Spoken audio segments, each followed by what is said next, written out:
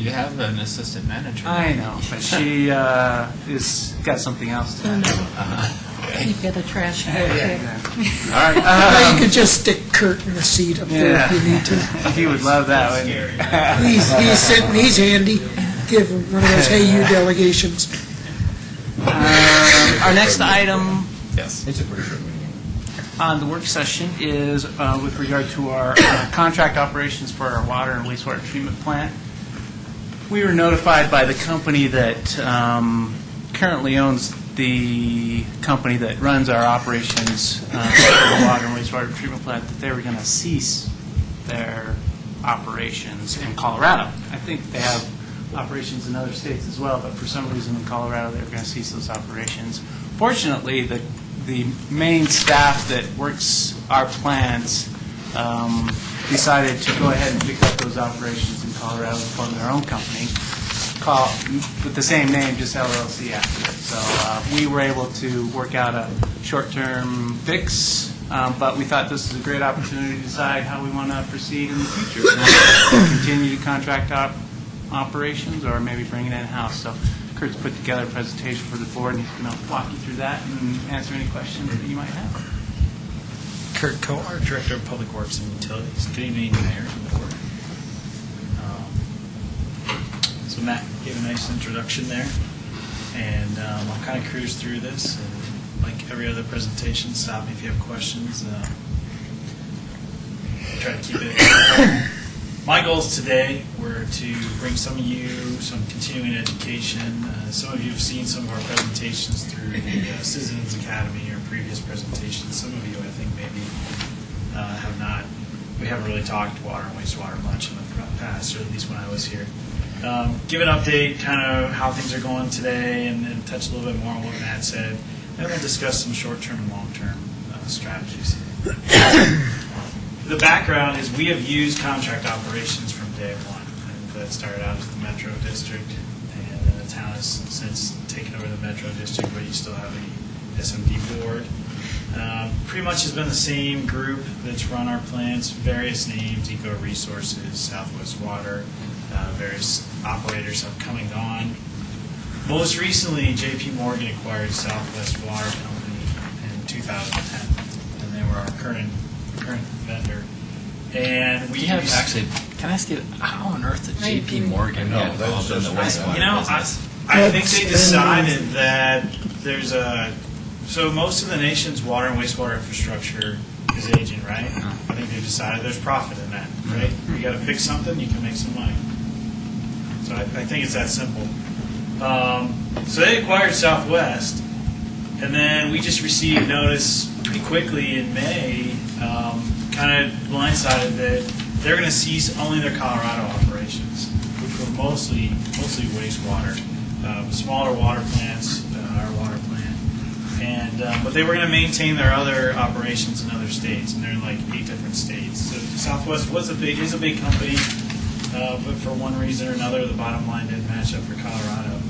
So Southwest Water LLC was formed by the previous Colorado operations manager, and I don't know the deal that was struck or the structure that they have, but they are up. They are looking for letters of intent from their different clients to kind of keep their operation going and make that sustainable. So that's kind of the background of our plants fairly quickly. And our contract operations are our water treatment plant and our wastewater plant. If you don't know, we have a water treatment facility we own, and the contractors operate it. It's a 5.5 million gallon water treatment facility. We have a 400 acre foot reservoir, so if you've never been up there, we actually have a huge reservoir up there. It's about 2 months supply if you take our summer demand. So if our supply from the mountains ever went down, we could go about 2 months on our busiest days and still have water. And then this is the water plant up here on the right side. We have a wastewater plant. That's a 2.2 MGD plant. It's basically got 3 functions. 1, we bring in the raw sewage and we treat it. And then 2, once we've treated that water, we will send it back out to our irrigation system, and that will irrigate our parks, commercial, multifamily areas. And then we do have some waste biosolids that is produced in the process, and that we truck out and take it and it's agriculturally applied. we land apply with that is outsourced, that hauling and that land application through a different contractor. Townwide, we have the wastewater treatment plant, we have the reuse plant, the water plant. So the reuse and wastewater over here on the right side, water plant's right here as far as town's concerned. We have the potable distribution systems. We maintain all the lines in town for potable distribution. We have a storage tank up here at the water plant, a storage tank down here near McCaslin at 128. We actually have a water storage tank here too, as purple dot is. Then we also have our own collection system, so we collect all the sewer. We have all the lines around town. We have a lift station up here in Superior Plaza that collects all this area and pumps it to our wastewater plant. And then in our reuse system, we have a pump station here in the park, and then we have a reuse storage tank down here in this area where the purple dot is. So a lot going on around town. This is just general map of just the sanitary lines, just give you an idea of what's underground, what you don't see every day. So take that times it by 3, and that's what we try to keep up with between the reuse lines, the potable water lines, the sewer lines. Then we do have some stormwater lines, not quite as many though. Can I ask, just while you're on that map, so have you examined the quality of all these lines? I mean, how far are we in looking at sewage lines and water distribution lines and all that? Do you have a good feeling about that? You know, I'm starting to get a good feel for that. One thing we started, that starts this year, is we're going to TV the whole system. We did do TV in 2001, and that was a substantial amount of the town, but not a lot. We found some problems, nothing emergency, like, oh my God, we got to fix it today. That was quite a while ago, 10 years, so now we're going to revisit and do all the lines again. From this latest assessment, we're going to start to build a longer-term plan of, incrementally making those improvements as needed, if they're needed. Hopefully some of the problem areas that we saw in 2001 will look the same in 2011 or 12 when we get to videoing it, and we can say, hey, it works, no reason to touch it, that type of thing. The water system's a little trickier. One thing for the first time this year, we'll be exercising all our valves townwide, and we're starting to see as we're exercising valves some deterioration on the valves. So we've had a few breaks lately you've been made aware of, and most of those are from where the valves, the bolts and the valves have rusted out. So we do have some challenges coming up, and again, I'm kind of assessing that as we get proactive. For everything we do right, a couple things go wrong, and we're just kind of building up what that game plan is going to look like. Over the course of the next year, I'd like to be able to give a document to you guys that kind of summarizes those things. And will you be able to identify where there is always some leakage with these things? Are you able to identify big locations of that through the valve exercise? And I don't know if that's possible, if that's metered at that valve. Or that's a good question. We did just this year complete leak testing townwide. And so we think we've got all the big areas. The ground here moves quite a bit. So just when you finish up thinking you got it all, then you could have a leak elsewhere. Cold Creek Drive is a great example. That area had been done within 2 years, and we had that leak hit a couple months ago. And that area was a function of the pipe getting old and deteriorating out in that area. So I think we've covered a good portion of the water lines. The valves are probably the biggest weak point. So that's the answer to the question. Kurt, to follow up on the mayor's question, what is the impact of bentonite soils and all this? The soils we have ductile iron pipe for our water line, and you wrap that, because if it interacts with the soils, it will actually decay the pipe. The electrolysis will occur, and actually the transfer of electrons and whatnot, cations, anions, all that will actually take from the pipe and move it into the soil, and you'll get pits. That's what happened on Cold Creek Drive. So I try to go look at every trench that we uncover. For the most part, I see the pipe has been wrapped well. I don't see a lot of weak points in the pipe, so I don't have any concerns there at this point. So that's one way it can deteriorate in the ground. The other way is just with things moving around. The great thing about the pipe that was spec'd out when this community was built, it's very durable, ductile iron pipe with very durable joints. So we haven't seen where we're having a joint failure. If anything, we're getting this pit. So.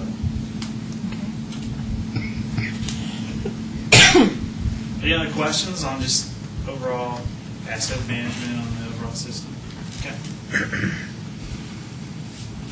So our current contract cost is around $267,000. And if you break that out, it's about $7,000 for our lift station at Superior Plaza, about $8,000 for our reservoir maintenance, the irrigation system about $12,000, then $240,000 for the water treatment plant and wastewater plant. So big chunk of the time and expense is at the plants.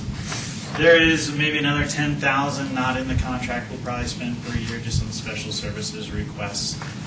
Things like, hey, we need you to borrow your bigger back truck and do some things, or we need a mechanic, or not mechanic, but some of the more industrial plumber guys to come out and help with some of the pipes and those types of things.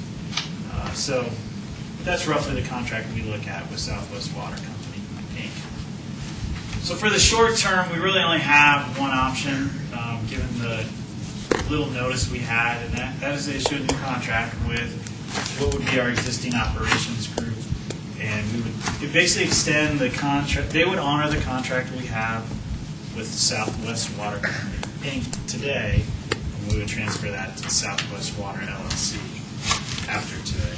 And that contract runs out at the end of the year? It would run out at the end of the year, so then we would renew again in December with them, depending on what our discussions are. And how many employees does that cover? That covers basically for us a full-time lead operator and then 3 staff operators. And then off and on we have what I would call compliance officers, so she'll coordinate with CDPHE, Colorado Department of Health, for us at certain times. So I would, 4.5, 4.25. That cover both the water treatment and the wastewater? Yes, the same staff operates the wastewater plant and the water plant. And those are employees of the contractor. Those are employees of the contractor. Do we have any town staff that work up there also? At times, our field crew will assist them, depending on the project. So yes, at times we are supplementing. I do not have the hours broken down on that. Could you give me a feel for the market out there of how many other companies are available to do this kind of work? And the reason I'm asking is, the what if. Now we have this option to continue with these guys because the guys created their own company. What if they didn't do that? What would be our option? Are there other companies that you could go to negotiate quickly with, and what kind of competition is out there? There's probably 3 main companies in the metro area. It's Albert's Water and Wastewater Service, Ramey Environmental, and then Southwest Water. And we're probably the bigger client. If you were to look at the client list for all those guys, and they all competed on this contract, I think 4 years ago. Southwest Water was definitely the most qualified, and I think they had, after you kind of broke the hours, got everything back calculated and scrubbed, probably the cheapest option as well. So best value all around. Albert's, their owner, unfortunately had an airplane accident a month or 2 ago, and he's deceased. So there may be some instability with that company. Ramey's pretty small, and then Southwest is again going through another transition. So we're at that size where you got to have some good technical knowledge to run us, and we almost get beyond the technical knowledge of what's out there. So we don't have a lot to shop to. Okay, the other related to that then is these companies, all of them being somewhat small, and I imagine Southwest probably not well financed right now. Right. It's all, so what kind of liabilities are they carrying in doing this work? they'll carry all the insurance that we require, general commercial liability type of things. But at the end of the day, they're just operating. They don't own our plants.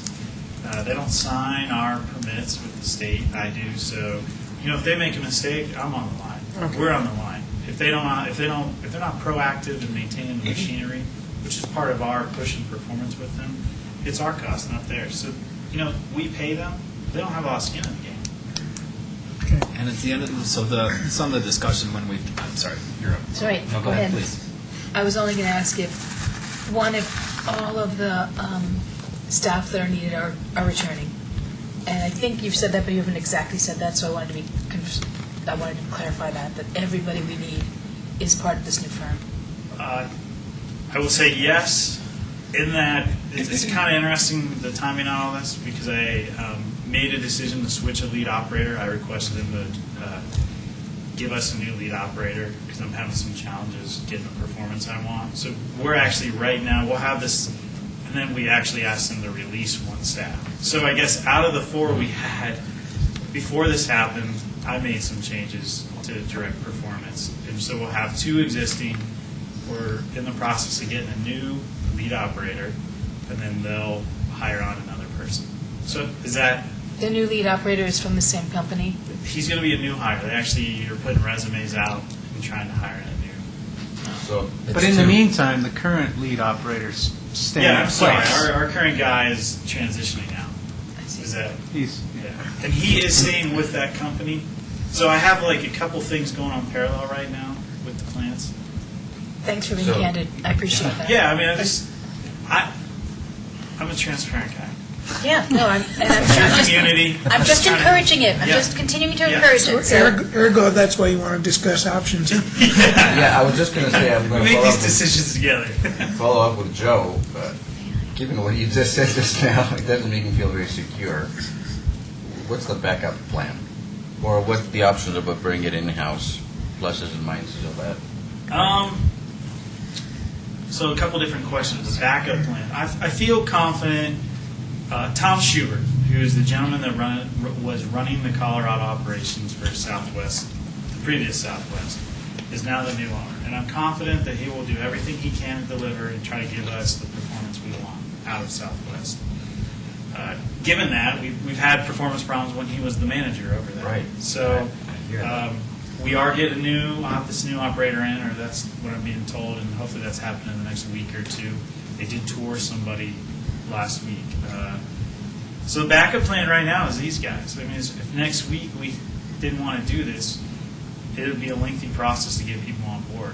Now, I have my network of people I've worked with in the past. I would call on various people. It may not be Alberts or Ramey, but people that could get in here and help us out. It'd be at a premium, but we could get it done.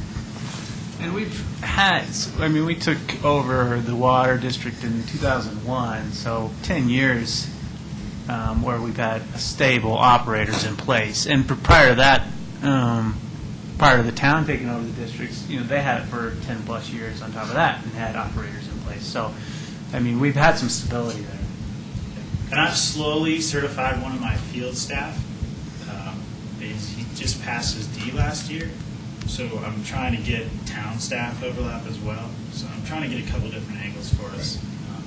It's taking time to build this up. You had one other second question. There was like a part B. In-house, but I see that's in the long term, so when you get to long term, you'll discuss it. Yeah. Yeah.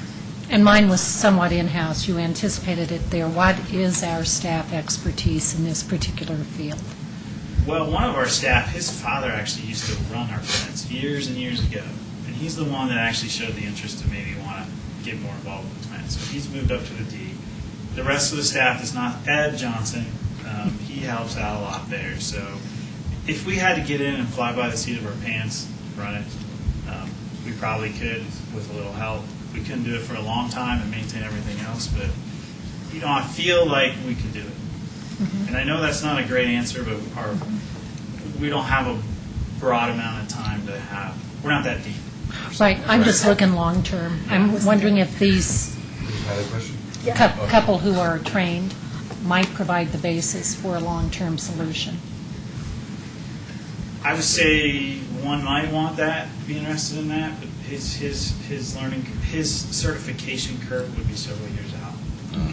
And then I think Ed is very good at what he does in the field now, and I'm not sure that he would want to focus on the plans. But we can explore those options. I certainly give my in-house staff the first opportunity. so I was headed where Elia jumped in. Sorry. Oh, I thought you were. No, I wasn't at all done. Sorry. So my another question I had that was, when did you say we last went out to bid? 2008. It was a 4-year contract. 2000 and what? 8. Thank you. So it would be due in 12 to rebid. Okay. And I'm generally not in favor of, I've been happy with the fact that we contract things out and that gives us competitive, bids and all that, but I guess I'll look and see and consider what the options are in-house. Okay. Thanks. Yeah. So some of the, we always ask several of us always ask this when these contracts come up, what would be the benefit of coming in-house? And the answer usually is, well, there's so much flexibility because they have so many other employees doing different things that if some, 2 people got sick, they could just move those people right in. Is that your impression of the size of the company, or not so with much? their company? With their company. Yeah, they do have a lot of staff in other plants. So they do have some bench staff. Southwest Water does, yes. Can you flesh that out for us? How big of operation are they? I don't know their exact number, but in my previous consulting life, I had quite a few other plants with them as clients. So I know they've got quite a few staff. Enough to staff our plant 2 or 3 times over, I think. As far as technical staff, I think they are doing Lincoln Park, Stonegate down south by Parker. They're doing Blackhawk. Those are probably comparable plants where if they had to pull, they would pull from. So they didn't just take over, they didn't just start the company with the operations here in Superior, but they took over all of Southwest operations? Yes. Thank you. All of Southwest was shut down. Okay, thanks. So in the long term, we've got a few options. We can next year again renew, and that would be the same as the annual contract we have right now. We could also decide later this year to issue a new RFP this year if we wanted to, or we could wait till next year for what the schedule shows, or we could consider moving to an in-house operation. And I think they all have pros and cons. One question. Yes, sir. It's related to the last 2 options. What kind of lead time do you need to fulfill either of those options? To do a complete change out would take several months. So we'd be out for an RFP for at least a month. It'd probably take a month to work through the board and have that discussion with you, and then probably a month or 2. So I'd say 4 to 5 months. So that's pretty tight with our budget cycle. With this budget cycle? Yeah. Yes. It would be tight. We can make whatever you want happen, but it would be tight. How about moving to in-house? What's your lead time, do you think, on that? If we went to in-house, then you would budget staff for 2012 or 13. And then again, you would have probably a 1 to 3 month overlap to get our staff trained up, transition their staff out. Maybe faster, but that's probably the bracket. So I guess if you were to budget this year for staff and then start it next year, we would probably still have in the March before they would be totally out. So that's kind of Is that something you're working on now for this budget cycle, is possibly a cost-benefit analysis on bringing it in-house? I haven't done a lot. This has moved really fast. We just found out about 30 days ago. So I haven't gone real deep. And I've done a little bit back in the napkin. And what I would tell you today is I think we could do the in-house. That's not hard to do. I wouldn't sit here and advertise you a lot of savings. But I think we would gain flexibility. I think we would gain accountability. And I would think we'd gain a level of control and proactiveness that's been tough to achieve in the past. And some of the reasons why I've got it in the next slide. So future costs, if I said, hey, let's do an RFP or let's go in-house, this would be a range that we would probably be in. I don't think we would save a lot or have to pay a lot additionally. So you could say the cost would probably be a wash today. I wouldn't advertise anything different.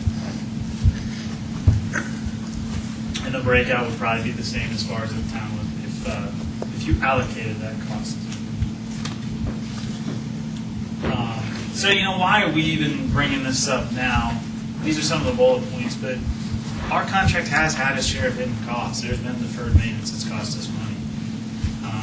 There was some culpability with Southwest and the centrifuge that went down last year, and that was an $80,000 cost to get it fixed and haul sludge in the interim while it was down. We've had some things with chemical dosing where we weren't dosing the optimal rates. Didn't affect health or anything, but some of these chemicals are expensive, overdosed by $50,000 a year. So we're talking getting down to details. making sure we're running on an optimal basis. Did Trying to make sure- did Southwest share in any of that cost, in covering any of that, or was that all on us? That is all on us. Again, they don't have any skin in the game, they just operate. So were we responsible for then managing those chemicals that were used, or were they supposed to manage it? They're supposed to manage and optimize.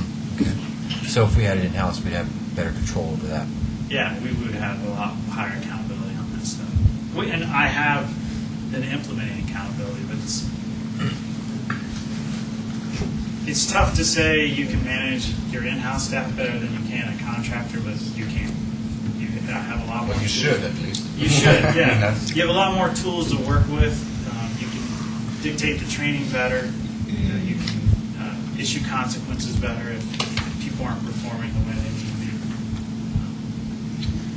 be. So as we talked also before, the other services out there, I think there's limited sophistication for us. So I'm not sure there's other people that can come in and do it better. And like I was saying, a lot of these guys are volatile. Financially, who knows where they're at. But we are a big client, so we do see the impact. We carry the load for other parts of the operation. You've said that a couple times that we're a big client. Is that because when people reach this threshold, that's when they start bringing it in-house? Yep, a lot of the bigger plants are in-house. Thanks. So we're getting old. Our plants are getting old. So we're moving from a situation where we just got to flip switches and let things run to, hey, we got to get out there and be on top of it, watch the lifespan of these things. And, you know, we run a big enough system where if you're not staying on top of, say, a pump or an aeration system, that it can cost $20,000 in cash through electricity or staff time or whatnot. So there are real costs in not maintaining our infrastructure that I don't think we always talk about. Also, our regulations are only going to get more stringent, and so these little hiccups that we might have along the way, it's nice to have our staff be liable with us, or it would be. And like I said, they don't have skin in the game. So, I mean, overall, I think the operational environment we're trying to manage is changing for Superior. This is one of those areas where we know we need X amount of people per day to run these plants. It's not a seasonal thing. And to have that constant in-house gives us, I think, more protection, a higher level of accountability with that staff. But it doesn't mean we also can't put the effort towards continuing to make our contractor perform. Kurt, one more question. Yeah. I guess discussion here. Are there any other subcontractors involved in water or wastewater besides Southwest? We do use SCADA, so that's our computer system that runs things. We use a company called Browntail. We use them quite a bit for the SCADA system. Parker Aggregate does our sludge hauling application, and a few other electrical and mechanical firms here and there. But by far, the operations is our biggest. I had a question. Now I can't remember what oh, you also mentioned something about people having skin in the game and being liable and all that, but if we bring it in-house, doesn't that make all the liability in-house? It's not like we're suing an employee. If we could potentially sue a subcontractor if they misperform, right? I'm just confused about your term. You're referring to that as an element. Yeah, I mean, yes. We could turn around and say, hey, we've identified that you overdosed and cost us X amount of dollars. We could turn around and sue, and then we're down to 2 possible operators out of 3, maybe. It's fine. I just meant that seemed like a funny thing to say when in-house we're insuring ourselves. We have no one else to sue. Correct. It's just us. So I still think most of the liability is on us already. okay. But that doesn't have to be. It's the way we've constructed our contracts. We could construct our contract With differently. like I'm when not there's sure there's that damages, much stuff like profit in this. I don't think they have that much margin to take that risk on. It just seemed a funny thing to say. Yeah, That's all. I understand. It seems like if you're just hiring people to operate, you're not going to turn over liability to them very easily. But if they You got to turn over the whole operation to them if you want to give them liability. And that's But if they don't operate according to standards, then that's You that's could have performance some standards. penalties. That's We could with any structure in damages. penalties. A lot of these privatization contracts, with as you get bigger, the contractor owns a piece of the pie. They own some of the equipment or the facility. So there's a cost to them for not maintaining. You're trying to get that. You're trying to maintain that balance between deferred maintenance, because it doesn't profit for them to be always putting hours into things. So if we go to the discussion, I know we'll maybe have 5 or 10 minutes. I am typically not in favor of bringing things in-house, but in this particular case, given what you just said, I think it's worth seriously considering this. Just from the higher level of attention, like you said, and being more proactive and having more accountability right here. I understand we're not going to save money, that's not what it's about, but I think it makes sense. I don't know. Well, I think we need to see the cost-benefit analysis. So, obviously, we're going to be signing the contract for this year since there's no other option, so I'm glad that they're not going to, sign a new contract for some exorbitant amount, which potentially they could do, given the situation that we're in, so that's good, and I'm appreciative of that. I suspect we'll probably sign the contract with them again for one more year. I mean, I guess we could start talking about trying to do a RFP for 2012. But Is that's it one more year, though, or is it until the end of this year? Because that's only 6 more months. That's what I'm saying, is I think that we're talking, really what we're talking about is the end of 2012, Maybe to give us a year, enough yeah. time to do the cost-benefit of all this. And then- give them a chance to demonstrate their Yeah. abilities. Yeah, I would agree. Which I think is important. That's So good. when we talk about analyzing this, I think the other options would be doing a hybrid where we do some of the work, they do some of the work, whether or not there's any benefit there, or say coordinate with Louisville, form an enterprise where they run their plants and run our plants, and that's a completely separate entity. I mean, that might be one other way to give us a lot of employees and give us an overlap. So, just a thought.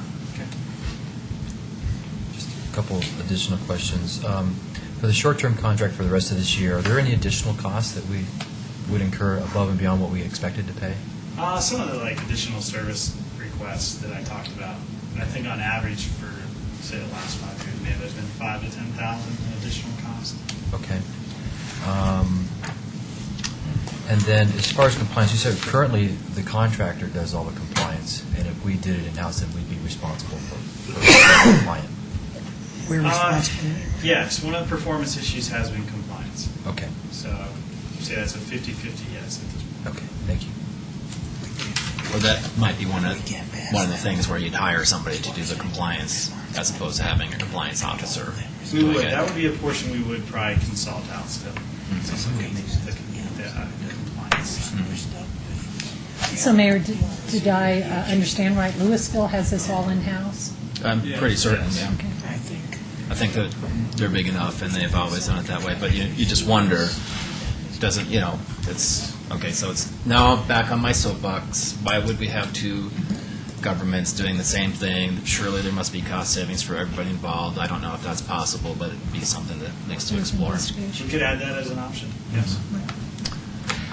This most likely has nothing to do with any of this, but every time I walk the new trail and I come to the Frico ditch, there's one area of it that's totally falling apart. Who manages that? On the ditch? On the ditch, That is the Frico. concrete. Yeah. And have we put in does it matter if the integrity of the ditch itself is decaying in terms of the efficient flow of water, one presumes? It would depend on the risk that is there. If I could go up there and try and take a look at what you're talking about. Right. Typically, it goes ditches, railroads, and God. So we can make requests to the ditch. But, Can you do that one more time? Railroads and docks. ditches, railroads, God. Okay. And Franco is, how would you describe a working relationship with Franco? None. We request Slow. and they say whenever we're That's a good description. Yeah, they're in the business of delivering water, not worrying about us. And that's pretty typical for every community. Well, we've certainly got concrete trucks out. We can go fix that. I think that's trespassing. As long as we have prior approval. But anyway, there is a section of it that looks sort of imploded to me. other questions about this? Actually, I have some just general water questions. I'm hoping that we can see what our raw water demand will. I'm hoping that we'll see reductions in our raw water demand with fixing leaks and with our irrigation. Is there a way to demonstrate that that's the case? Yeah, in fact, so we started last year when I got here, I started doing a water audit. And the first audit was at the end of 2009. Yeah. So we were at about 13.5% loss, 13.8. So we did it at the end of last year, and I think we're down to like 8.5. So we were able to find another 5%. So we are measuring that and watching that, and that would be the number now we've been able to find. Working on looking at meter replacements. We did do some replacements on the bigger meters late last year, so hopefully that percentage will continue to come down. Okay. The reservoir, I think maybe we're going to talk about that sometime too down the road. But there's a study of our reservoir. Our reservoir. Okay. So are we looking at that in terms of stability, or that's already been done? We are. I think overall, I think we're stable reservoir. There is a wet area below the water plant, and we're going to be looking at that this year. But overall, we just had our state dam engineer inspection, and we passed that. I think we had one or two minor comments. But I think overall the reservoir is in good shape. And do you anticipate that we'll need to do anything with the reservoir? Do we have to take silt out of it anytime soon? I don't think so. I don't think so. Okay. And then just a general question: how do we get water into the Purple Park system? Oh, yeah. We it comes from the main system, I'm pretty sure. Yeah, it's pumped. It starts up with the pond next to Waterford. Yeah. And Water's then- added into that. Yeah. And then it flows down the system to the different ponds, and then it's pumped back up, right? Yeah. We have a pump station down there along by Pitkin, Mm-hmm. and so raw water will come in to the system, or reused water will come into the system. So raw water from the reservoir, reused from the wastewater plant. Then we have that pump system that'll distribute out and pressurize or recirculate as well. And any idea, is that all stable? Do we have a lot of water loss through that? Do you have any idea? We have not begun to measure the irrigation. That's next on our list. Okay. And I was just going to ask whether or not the new computer things were. Right, exactly. In terms of Irrigation. that irrigation, are we using less irrigation water? I don't know the historical patterns. I have to confirm that back with Parks, but we do look at evapotranspiration for the year and how much we should have applied versus did apply. I think this past year we were like 10 to 20% over, which was within the acceptable range, but we're working that down. Okay.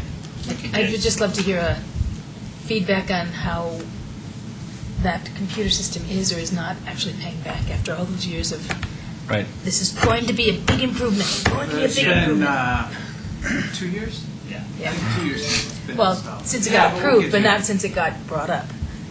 I'm sorry? Yeah. Yeah, it got brought up way before it got approved, so I will talk with the Parks Thanks. Director.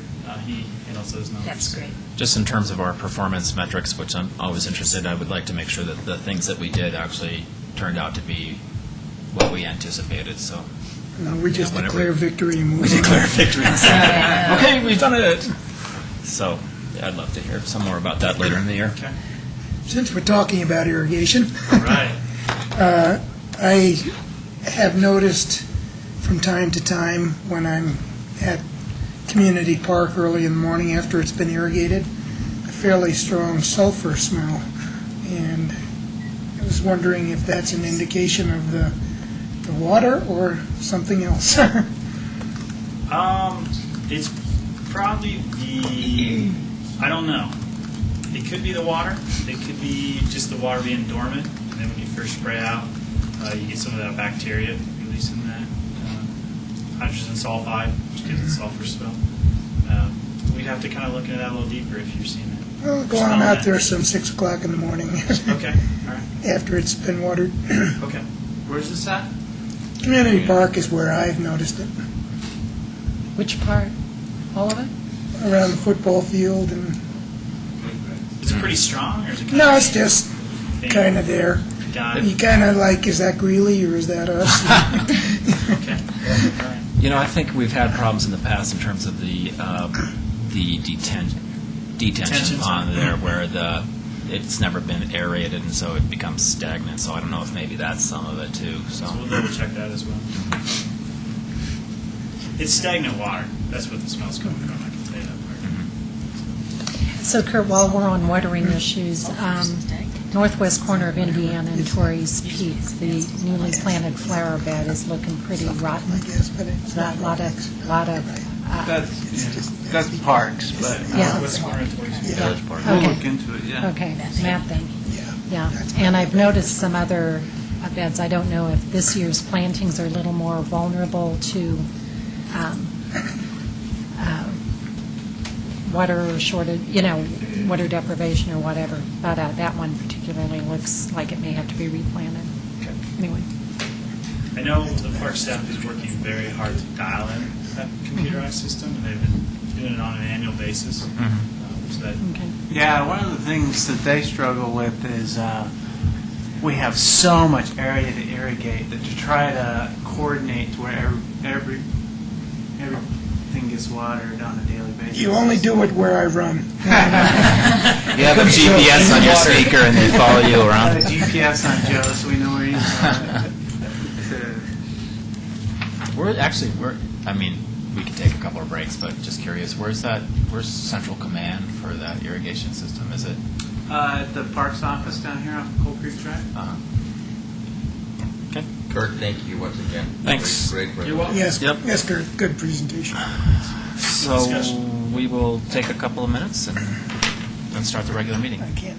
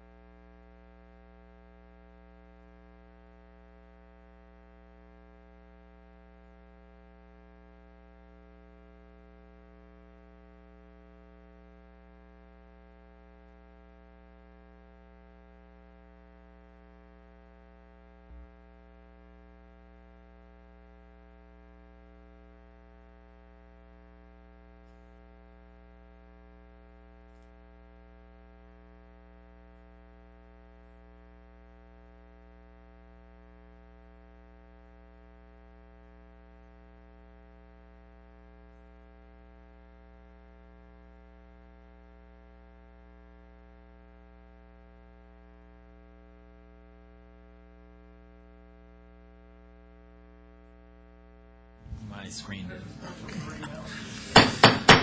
Welcome, everybody. I'd like to call to order a Town of Superior Board of Trustees meeting for June 13th, 2011. And Phyllis, if you'd call the roll. Sure. Mayor Andrew Muckle, Here. Mayor Pro Tem Delia Gregores, Here? Trustees Joe Sorelli, Here. Chris Sampson, Here. Sandy Pennington, Here. Lisa Skumatz, Here. Deborah Williams, Town Manager Matt Bagley, Town manager, are you here? I'm sorry, yes. Town Attorney Kendra Carpenter. Yes. Town Clerk Phyllis Harden here. Very good. Thanks. That brings us to item number 3, approval of the agenda. Is there any change to tonight's agenda? I did want Yes, to Hanson. pull the agreement with Gold, or the approval of Golden. Okay. So 7B would follow the 7B, consent yes. agenda. Okay. Any other changes? Motion to approve. The consent agenda as stated. Okay. Second by trustee Skumatz. All in favor? It's unanimous. Thank you very much. Reports, questions, and issues. Anybody want to start tonight? Trustee Hanson. Here we go. I attended the chamber dinner. Nice job once again. Food was good. Just good to get around all the businesses in town.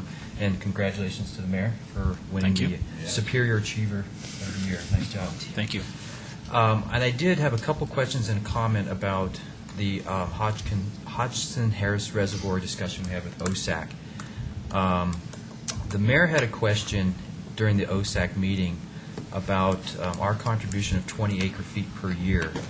And I thought I heard that that was a one-time thing, but that's actually in the notes that were attached to the digest. It said that that was going to be an annual thing. And we were wondering where that was going. Is it evaporation, or is it actually going to the pumpkin farm? And if so, does Superior get to share in the purchase of the water that we were supplying there every year? If we're going to be Where they supplying, would lease it to us, yeah, or lease it from us. right, That's something we have to work out with them. okay. And then on the written documents, I keep seeing the 50-50 split of the cost, and I don't think that we're there yet. And I'm wondering if we can get those removed from those documents. And once we get a better understanding of what we're going to do, then we can start talking about what the split would be. Because I haven't seen anything else. Every document I've seen references the 50-50 split. Discussion I remember the board having, they were comfortable with the 50-50 split on cost. Okay. That's where, that was where. Okay. That's not where I'm at, so I guess. Yeah, if I could on that, I was a little surprised we went to 50. I thought the way it was left, at least my understanding, is that we asked that they actually come forth to us and make a proposal to us to allow us to respond to that proposal. And I was a little surprised we were at 50 so quickly. So I didn't know what had transpired in the interim to get us there. So I'm a little confused as well. So I guess that's something that working group will address. Is that right, or is that a done deal? No, it's not, I mean, nothing's a done deal until an agreement Okay. comes forward, so. Okay. But that's been in our discussions with the county staff, that's been our discussions with them. Okay. And then the last question from the minutes of that meeting, the Millers were outspoken on that. And I'm wondering, is there a chance they would contribute to the restoration of that dam at all? Because they depend on that water, correct? So if there's no water in that dam, they're going to have to get it somewhere, or in that reservoir, they're going to have to get it somewhere else. So. Well, the amount of water that they need, they can get as it is currently, I believe. So any improvements, my understanding, any improvements we make to that doesn't affect them one way or the other. But if we don't make enough improvements to supply them with substantial, or enough water, then they wouldn't get the water. My understanding of how that was is that they didn't need the storage. They could just run the water Right, directly yeah. through there and not even need the storage. So Yeah. that was They'll my... get their water one way or the other. Okay. See, Boulder County is responsible for getting the water to them. Right, yeah. Okay. That's it. Thank you. Trustee Sorelli? Okay, I was at the dinner too. Congratulations. It was a great dinner too. Congratulations to the chamber, particularly Heather and I forget the. Pam. Yeah, they did a wonderful job. And it was one of the more upbeat events I've been to in a long time. It was a lot of fun. Attended the Rocky Flats Stewardship Council meeting last Monday. And the big thing coming up there is, this is the year for the triennial review of the Stewardship Council, which is every 3 years, I guess, they review to see if they want to continue to operate as a Stewardship Council. And so that's what starts now, and just kind of a straw poll of the members. Nobody objected to continuing, so that seems to be the direction we'd be heading unless we decided, I'm told, that we don't want to participate. If so, we'd have to let them know pretty quickly. Tied in with that triennial review and continuation is a couple of changes that appear likely to happen. Thornton has requested that they be allowed to join the Stewardship Council. Primarily, they've learned that as DOE operates and is changing how they operate and so forth, it may impact their water in the future. And they realize they have an interest in what's going on there. And so they've formally requested that they be added to the Stewardship Council, and that could happen with this triennial review and our continuation, and nobody on the Stewardship Council was objecting to that idea. Tied in with that is Golden and North Glen had a rotating membership on the council, so every other year one of them would be the member and the other one would not be on. So it would make sense, since they both are interested in becoming full-time members, that they also be made full-time members.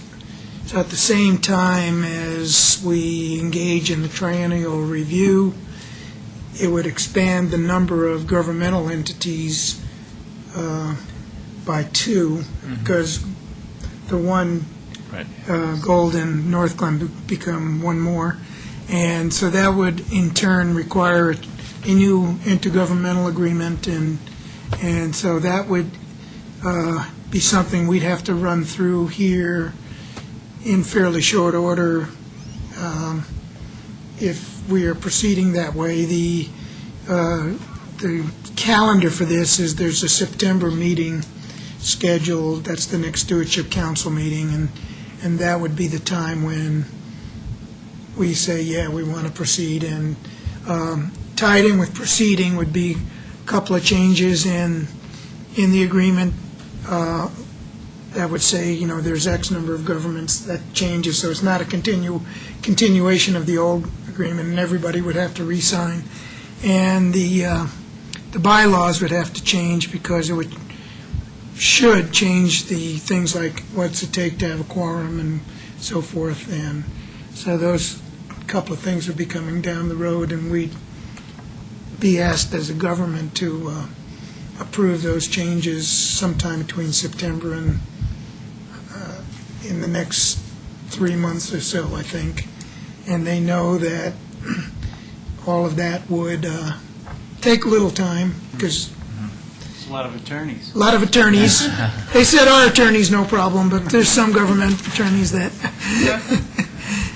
Can I ask a couple? Sure. So, one, I'm kind of surprised Thornton just is coming to the table now. That's And when they made their little speech to us, they said, we don't know why we never asked before. But But two, it'd be really nice to know what the effect of the dilution of our vote like that would have. So maybe you can think about that a little bit. sure, my impression is it wouldn't really be a dilution. Things kind of work there fairly much on a consensus basis. It's that kind of entity. But yeah, that's an issue. I mean, And the federal government will continue to, I don't remember the finances, but don't they fund some of that? yeah, the impression is that if we want to continue, they're likely to want to keep funding us. Okay. I don't think they'd stop it if we as an entity wanted to do it. Oddly enough, when this was created by these stewardship councils were created, there were two other places where there could have been stewardship councils where DOE facilities were closed, and neither one of them created a stewardship council. We're the only one that created a stewardship council. Can I ask one other question? Sure. So when they're expanding and changing the authorities and all that, maybe we can put something where that committee has to approve Jefferson Parkway. There's interesting news about Jefferson Parkway that we all got today, too. I'll let the mayor pass that on as well. But, I interrupted you after just one issue, sorry. no, that's pretty much it. And tomorrow I'm going on a tour of Rocky Flats. Were you planning to go on the tour? Okay.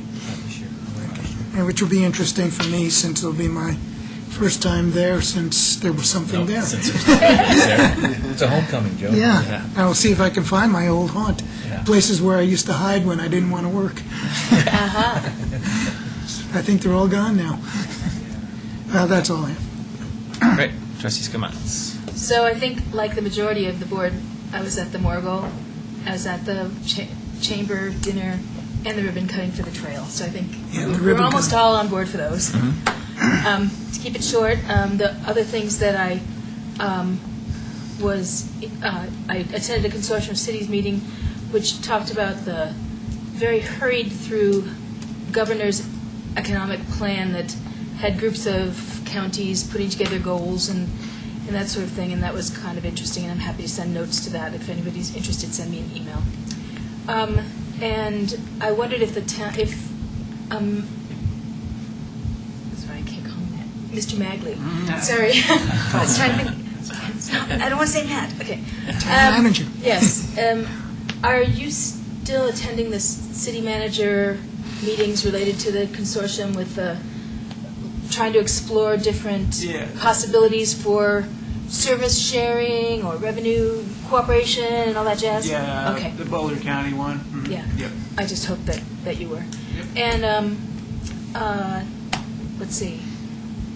Oh, and what I think probably half the board is going to attend the CML, some portion of the CML conference next week as well. So yes, I'll be there as well.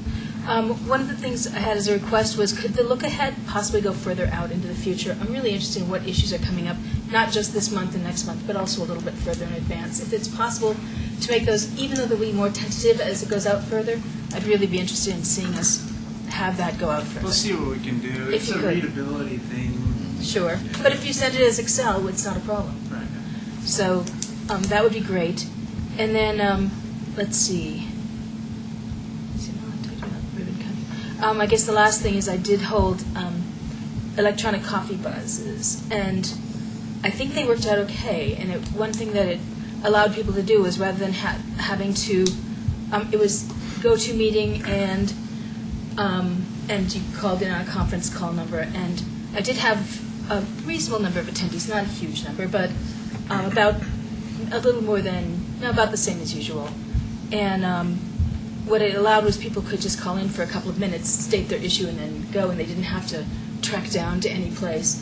So I think what I'm going to do is alternate and have e-buzz, then the next month an in-person, then e-buzz, and then next month in-person. I think that it will help the businesses as well who may be able to call during a lull in their business, which I think makes, when they can't, and they may not be able to track down. So that seemed to help. So thanks. Great, thanks. Oh, God, there were a couple of issues that came up during that, too, and I'll raise those at another time. You sure? It requires me opening up my computer and figuring it out. Okay, we can come back to you if you like. That would be great. Okay. Let's see, I think, well, first thing is I attended with Trustee Williams and Trustee Pennington a really nice announcement of the community-wide book reading project, and I'll leave Trustee Pennington to describe that some more, but it was well attended. It was nice, and it was good weather, and the mayor of Louisville and Lafayette was there, and as well as the library directors. So that was a really nice event. And then a couple things on the US 36 corridor. Had a meeting where Congressman Polis came by and just got updated about what's happening in the corridor in terms of the US 36 construction for the HOV BRT. project. It looks like, and just in terms of timeline, that they're anticipating that a request for proposal and an award for a design-build project that would extend from where the HOV lane ends in, I forget where that is, roughly Pecos maybe, something like that, will be extended up to Interlochen. That award will happen next year, and they think that that construction, which is hard for me to believe, will be done in 2015. So that would be a great asset, honestly. And they're thinking, depending on how that design-build contract goes and the amount of revenue that might be raised by tolls, they might be able to extend that all the way to Boulder sooner than anticipated. So some interesting work being done there. The mayors and commissioners, I wasn't able to do this, but went to Los Angeles to review their bus rapid transit system there, just to kind of, what works well there, what doesn't work, what are the things that we'd like to see. So I thank the assistant town manager for doing that. I think it was very beneficial.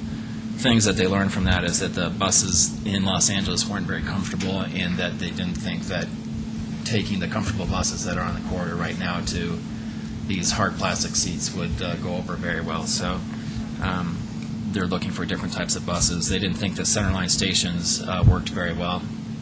That was the initial design a long time ago. That was actually even taken out of the US 36 corridor for a variety of different reasons. So it's not really applicable.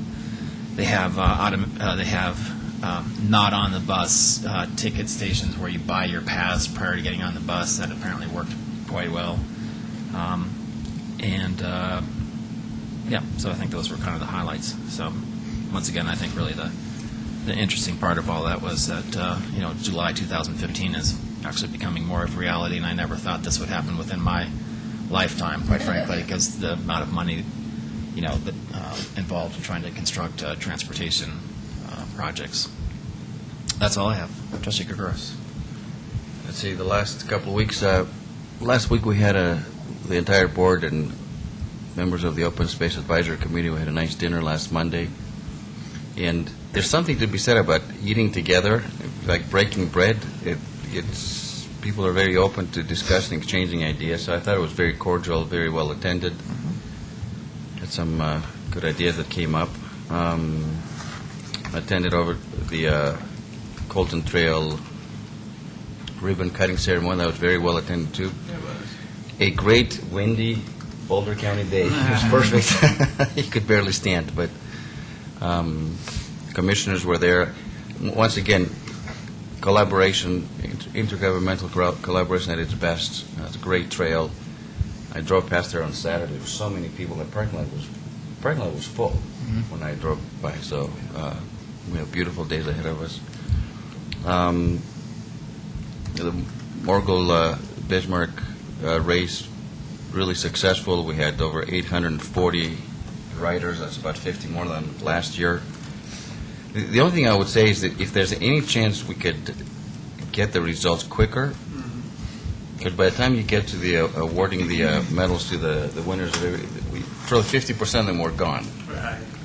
So if there's a way to expedite that, it would be nice to have the people that actually raced and won their particular classes to be there. So We plan on having a work session in July with the race coordination team and the board to kind of get that kind of feedback and talk about next year.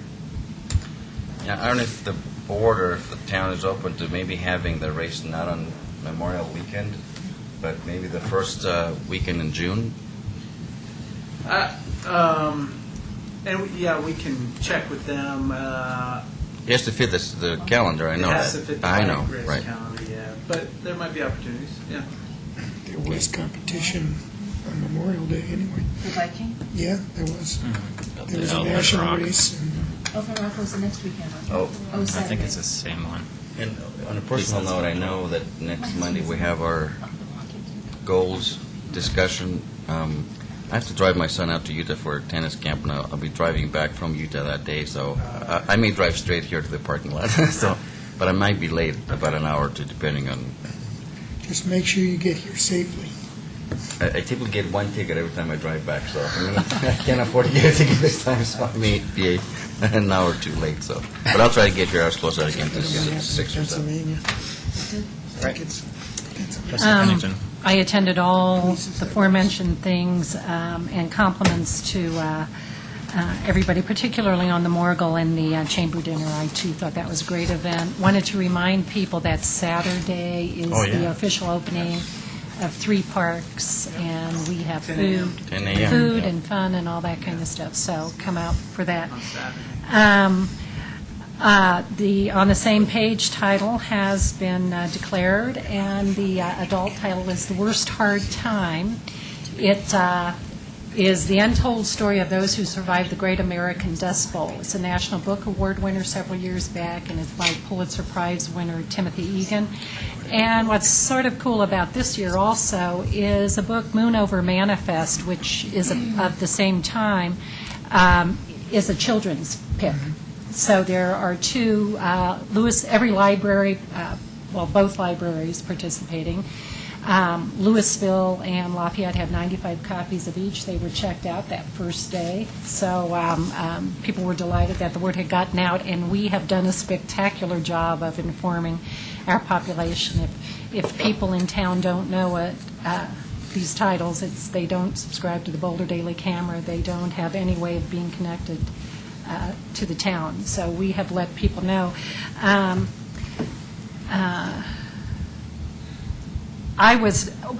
want to thank Deborah. Deborah is the assistant to the library board, and she was our coordinator on this. She did a fabulous job, as did all of them.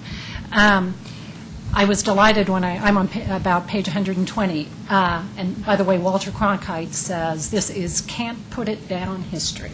So we've got Mr. Cronkite's backing on this. But if you want to understand my heritage, Chapter 4 is all about the Volga Germans and their emigration to the United States. And it even mentions the tiny, tiny little communities that both my mom came from one and my dad came from one. They moved from Russia, and they're named the exact same name in Kansas. And they're mentioned despite having maybe 50 people living in one and maybe 300 in the other these days. So that was sort of an extra bonus. So I encourage everybody to read that. And there's a whole host of events starting September that are going to be centered on this, including a September 22nd book discussion here at Superior Town Hall. So put September 22nd on your calendar.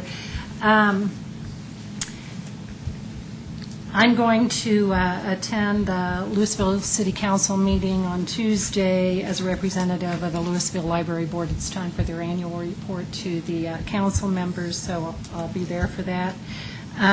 Dr. Cog was canceled this month, and I would have attended in Deborah's stead, but don't have to now. I'm also going to CML.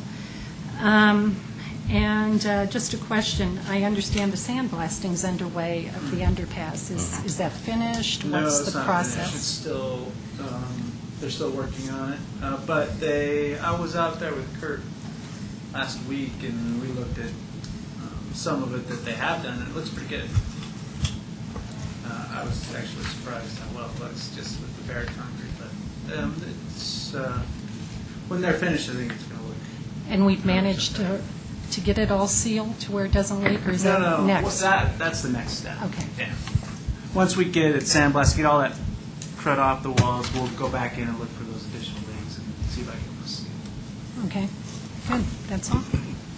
Town manager? Let's see. Staff met with one of the potential developers for the town center, the Explore Group, which is the active athletic kind of concept. We had a good meeting with them, and they would like to have a concept plan for next meeting on the 27th. So, Wow. yeah. So we're going to send out notices this week and get that all set up for the 27th. Is it going to look anything like the vision? You know, kind of the core has those same elements with kind of the main street, Okay. but The southern portion, where it's all residential, is all fields. Fields. So I mean, that's the biggest change. It still has a hotel in there, restaurants. And are they looking to Retail. develop the whole thing or just the fields? No, the whole thing. Actually, the fields would be a later phase. Thanks. And Looking for a heads up, sorry. Yeah. there, I think I saw in your weekly, your digest, that they're talking to the hockey folks too about how they might be able to incorporate it. We're going to meet with them this week, both groups, Boulder Valley Ice and Explorer Group, to see if there's, well, they can give each other updates and then see if there's some kind of coordination that we can do on developing the property. So I'll let you know how that goes. Great. Mentioned the Three Parks grand opening on Saturday at 10 a.m. Hopefully, a lot of people come out for that. And then the goal set. Is there a ribbon cutting for that? Yeah. You know? Yeah. So I like to go do those, but will not be able to attend that day. So Okay. if somebody could do that, that'd be great. I'll let Marty know. Goal setting for Monday at 6 we'll start, and we'll have dinner. And I've asked the department heads to come to that as well. That's an excellent idea. And then one of the last things I had was, we met with Richmond Homes, the new land acquisition director for Richmond Homes, last week. And they wanted to meet with us with regard to that 15-acre piece of property. So I want to let you know that we met with them and we had some initial discussions. They say they can't sell the property as commercial, so they're interested in seeing if there's anything they can do to rezone it to a mixed use or to allow some type of residential in there. So What a surprise. Huh? What a Yeah. surprise. So they're just looking for any ideas that we might have in a way that they can move forward with that property. Are they going to come to the board for a proposal, or what's the process? We hadn't gotten that far. I told them that I wanted to discuss it internally with staff and let you guys know what was going on, and then I would get back to them on how we wanted to proceed. We could have them come to a work session for general discussion. They have some conceptual site plans for that property with it has variation. Some of it has residential with some athletic fields in it. Some of it has a park in it. Some of it has retail in it, or an office building along with the residential. So, I mean, they've been working on it, and they could show those to the board if you were interested. But I think that might be helpful, just to generate some discussion, and maybe they could show where some additional parking would be for the trail. okay. All right. Okay. That was it for me. Anything from the attorney? Nothing for me, thanks. I did find the one thing. Oh, anything from the Go ahead. clerk? Trustee Skumatz? And the one that we might, I just want people to cogitate on, and then we can decide if we want to move further, is things have changed periodically with availability of and cost of and whatever of internet connections, and somebody was interested in whether we ought to reconsider a town franchise sort of thing or something like that. So that's something we might want to reconsider, given the cost that the limited choices we seem to have and the high cost, and some have gone out, some come in, or whatever. It might be something worth exploring for the town. Our own. Or maybe getting a contractor that would utility? be at a better price, because we could offer it as the sort of preferred contractor for town or something like that. Like a wireless. Not Wi-Fi? necessarily wireless, it could be connection as well. What happened It's to just the- something to, yeah. Yeah. There was the wireless consortium, Yeah, which that's- seemed to have imploded. Did Yeah. it unimplode? No, that stopped moving forward because we couldn't find a business partner that could make it work financially. But the group still meets on other. So there's the technology changes or something new comes up. The group's still together, so we still meet and we could discuss those at that time. And while wireless is one option, wireless isn't the only option. Right. And to get good speeds, we might want to consider something not wireless. And right now, the costs are pretty high on an individual by individual basis. Maybe as a town, we could strike a better deal for our residents. That's sort of what I'm thinking. This is an issue that has come up Periodically. periodically, and I Things think keep it... changing. Yeah, I think it bears further discussion and further research, and what came to mind with the last round of questions over the CAC, there seem to be a number of people in this community who are pretty proficient on this or whose careers are in this field, and I'm wondering if perhaps having a working group that is put together to sort of explore options, discuss alternatives, et cetera, and maybe come back to staff or work with staff, et cetera, to where we actually engage our residents in the discussion. Maybe you could just find out if any other towns around as a first step. The one that comes to mind is Glenwood Springs. I think Glenwood Springs installed their own fiber optics, or their own system for cable. Again, I'm not thinking about, what I'm really thinking about is we come in and have a town basically contract where we get a better bid. Use for our people to sign bargaining. on, like the trash contract, or like others, where, Right. as a big entity, you provide a better price. I'm not talking about installing our own, Yeah, I understand. It's like cable, like other things like that. It's, again, something to think about, not necessarily to decide on today. We have very specific limitations on what we can do under the under the Federal Telecommunications Act, and it's very different. Cable, for some reason, the federal government has decided to treat cable and internet entirely differently from a regulatory standpoint, so that creates an issue. That's why so few communities have actually gone that route, because it's really difficult to do. So we can certainly look into it, though. Would you? Thanks. I'm not talking about lots of time to look at, but just give us the basic outlines. Sure. Thank you. Great. That brings us to item number 5, public comment on consent agenda and non-agenda items.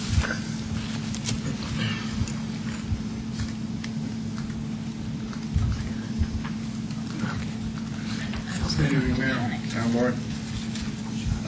Last meeting, I requested an answer, and I haven't received anything yet. What we're going to do with these sound systems, are we going to have a better one? A year or so ago, we got the new board in, they said that we were going to have an answer to the questions we asked. We did. It's been 2 weeks. Should I wait another 2 weeks for to decide to do something with this sound system, or what are we going to do?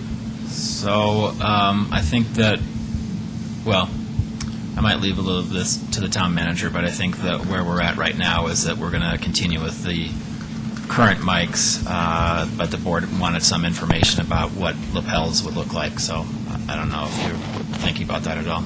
And we just upgraded the system. Yeah. And we've gotten feedback from other residents who feel the sound system's fine. I mean, we're going to look into lapel mics because Trustee Williams asked for it. We haven't had a chance to do that, but It's in the future here. Yeah. I've been asking this for 3 years, more than that. And I think what he's saying is it did get upgraded a year ago. And So? within the last year. And maybe you didn't notice that, but I definitely thought it sounded better, and the recording sounds a lot I better. sit right here and I could hardly hear the mayor speak And- just a few minutes well, ago. we can turn up the That's user speaker error. in here, but it's a delicate balance because we start to get feedback. We turn up the volume for the speaker too much in this room, so that's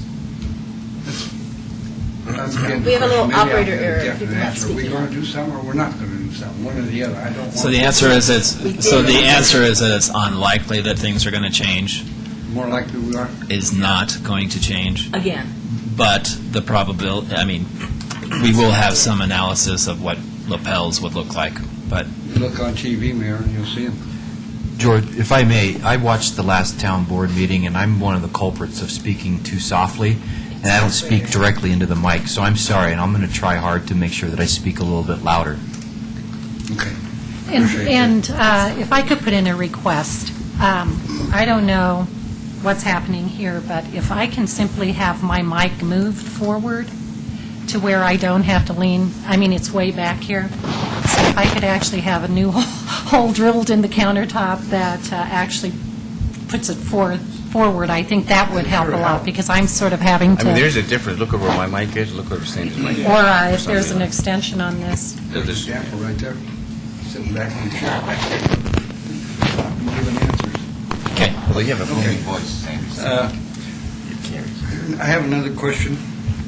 That's I can hear you perfectly. about a year and a half or so.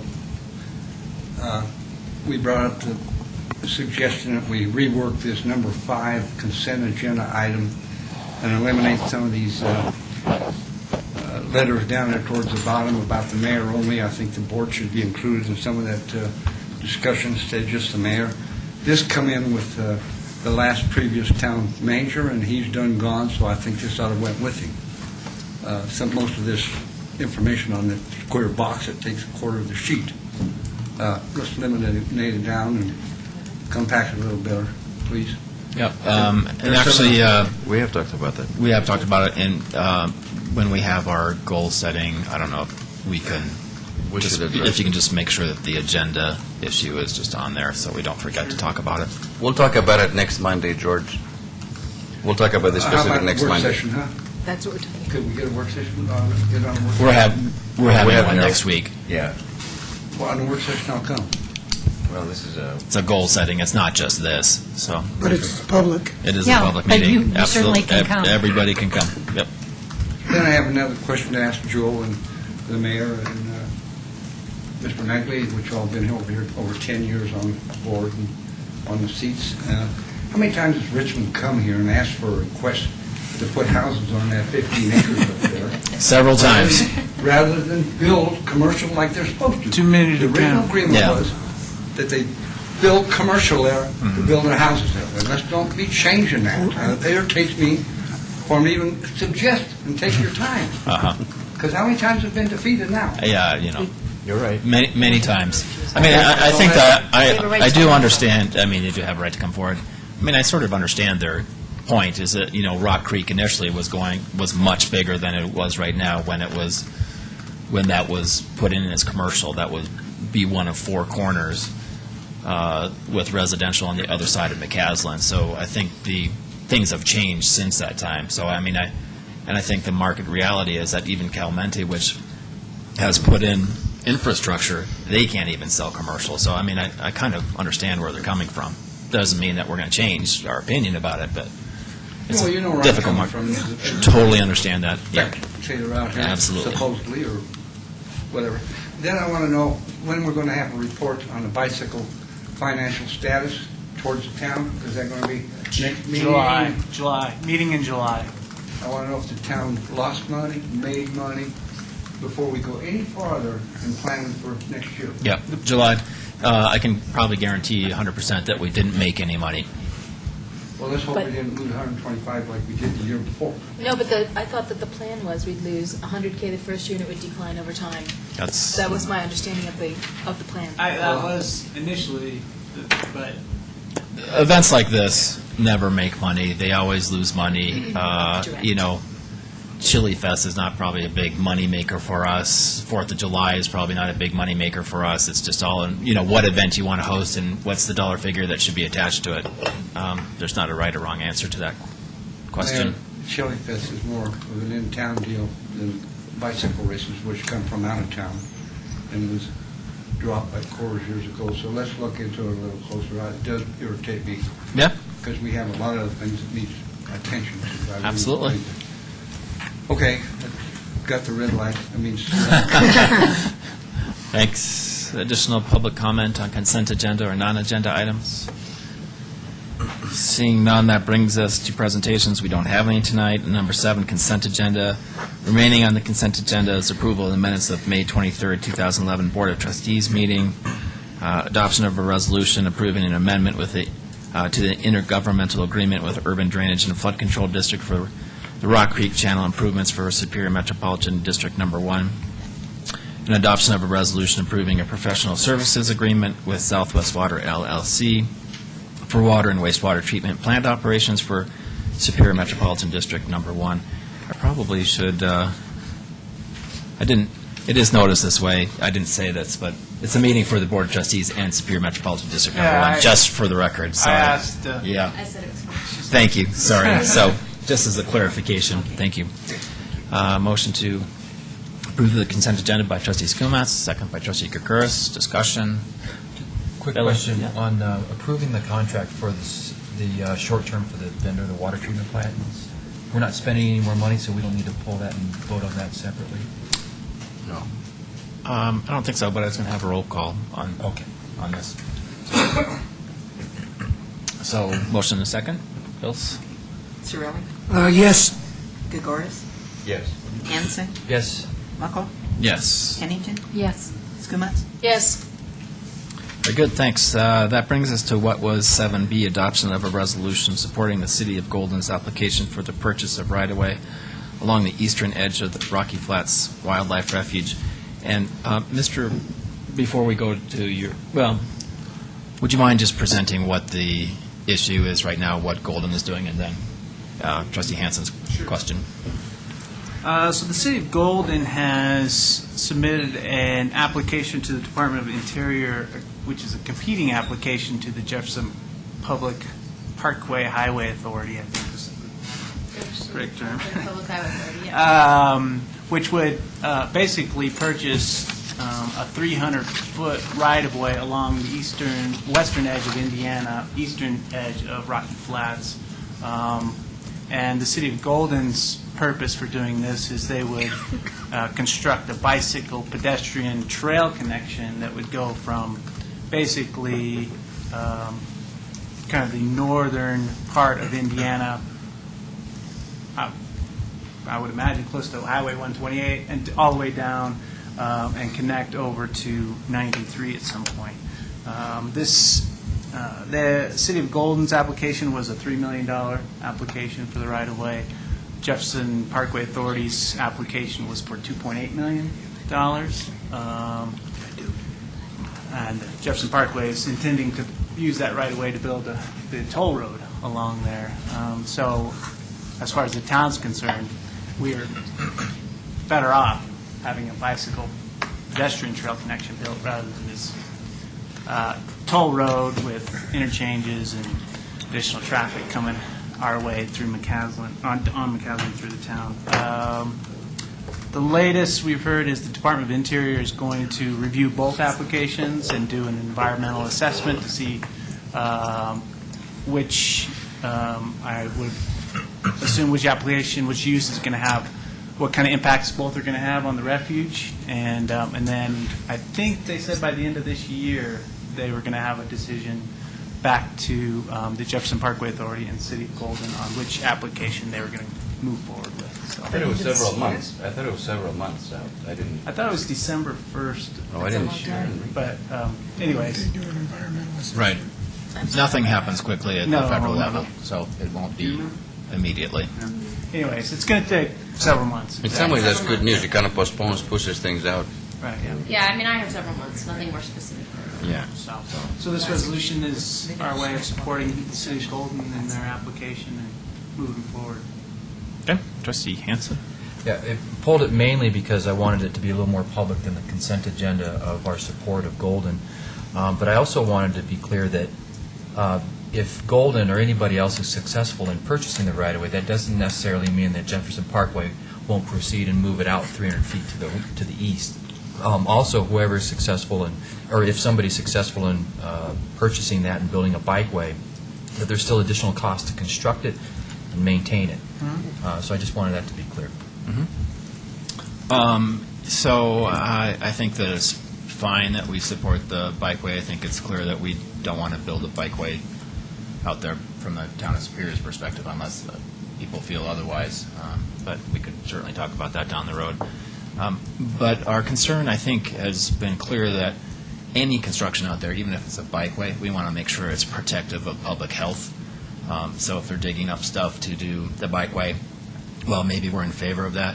I don't want to lose sight that we have other issues besides just the interchange. So I'd like to add a bullet point somehow where the town superior, requests analysis to make sure that any construction of a bikeway would be protective of public health or, something to that nature. I don't know if that's easy to craft or not. Just an additional bullet on the resolution. Another whereas. Excellent addition. Could you clarify your first statement about does not support a bikeway? No, I'm just saying, maybe I shouldn't say. I mean, maybe that we want to build, maybe the town of Superior wants to build a bikeway out there. I mean, it's not even in our county, but I suppose we could. I can't see us having the financial wherewithal to either Oh, you purchase mean it or build it. our participation Our in that? participation. I see. Yeah, so I mean, if the board changes their mind and they want to donate open space funds out there, I guess we could do that, but I just have a hard time envisioning that personally.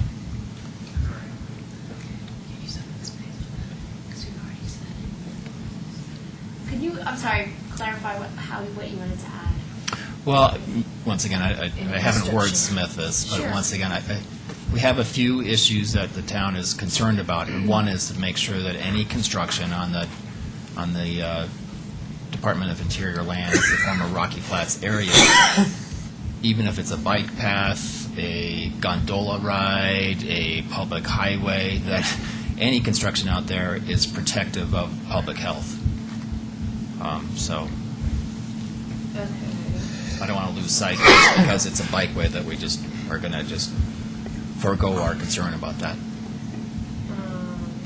So do we want to say something like the town encourages the city of Golden to consider the effects of construction? Yeah. Yeah, and the Department of the Interior and federal government, I mean, not just the, I'd say Okay. we requested.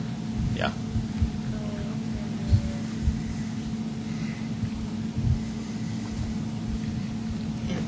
Just any construction, if I'd say Golden. Right. I wouldn't. You could just say, right, construction out there and not even It necessarily doesn't have to with say Golden. Golden, doesn't have to say bikeway, just to say. Whereas the town of Superior is concerned about the public health effects of construction in that area. I mean, here's Yeah, what it's for me. Go ahead.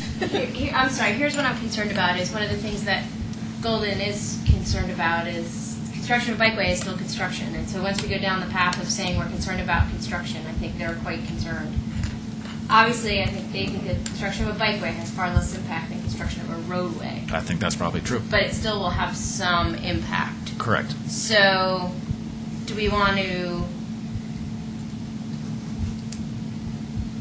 What if we encourage the city of Golden and the federal government, whoever's constructing the bikeway, to use the least impactful method of construction when doing the bikeway, or something like that?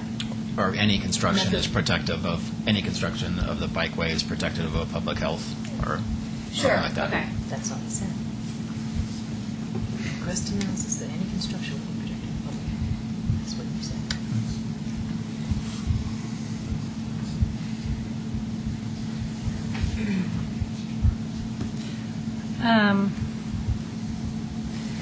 We could also, here's an alternative, if you want to entertain an alternative, or on the last whereas, it says, whereas construction of a bikeway minimizes the impact on wildlife and the environment, we could add a comma, which is more consistent with the town's concern regarding public health impacts. Yeah, it doesn't quite, That's that's I'd not be happy quite with as that in strong. addition, but, Yeah, yeah. in an addition, I think that would be fine, but I don't want to lose sight that I don't think anybody knows what the level of contamination is below the surface in constructing something there. Yeah, so. I'm totally with you on that.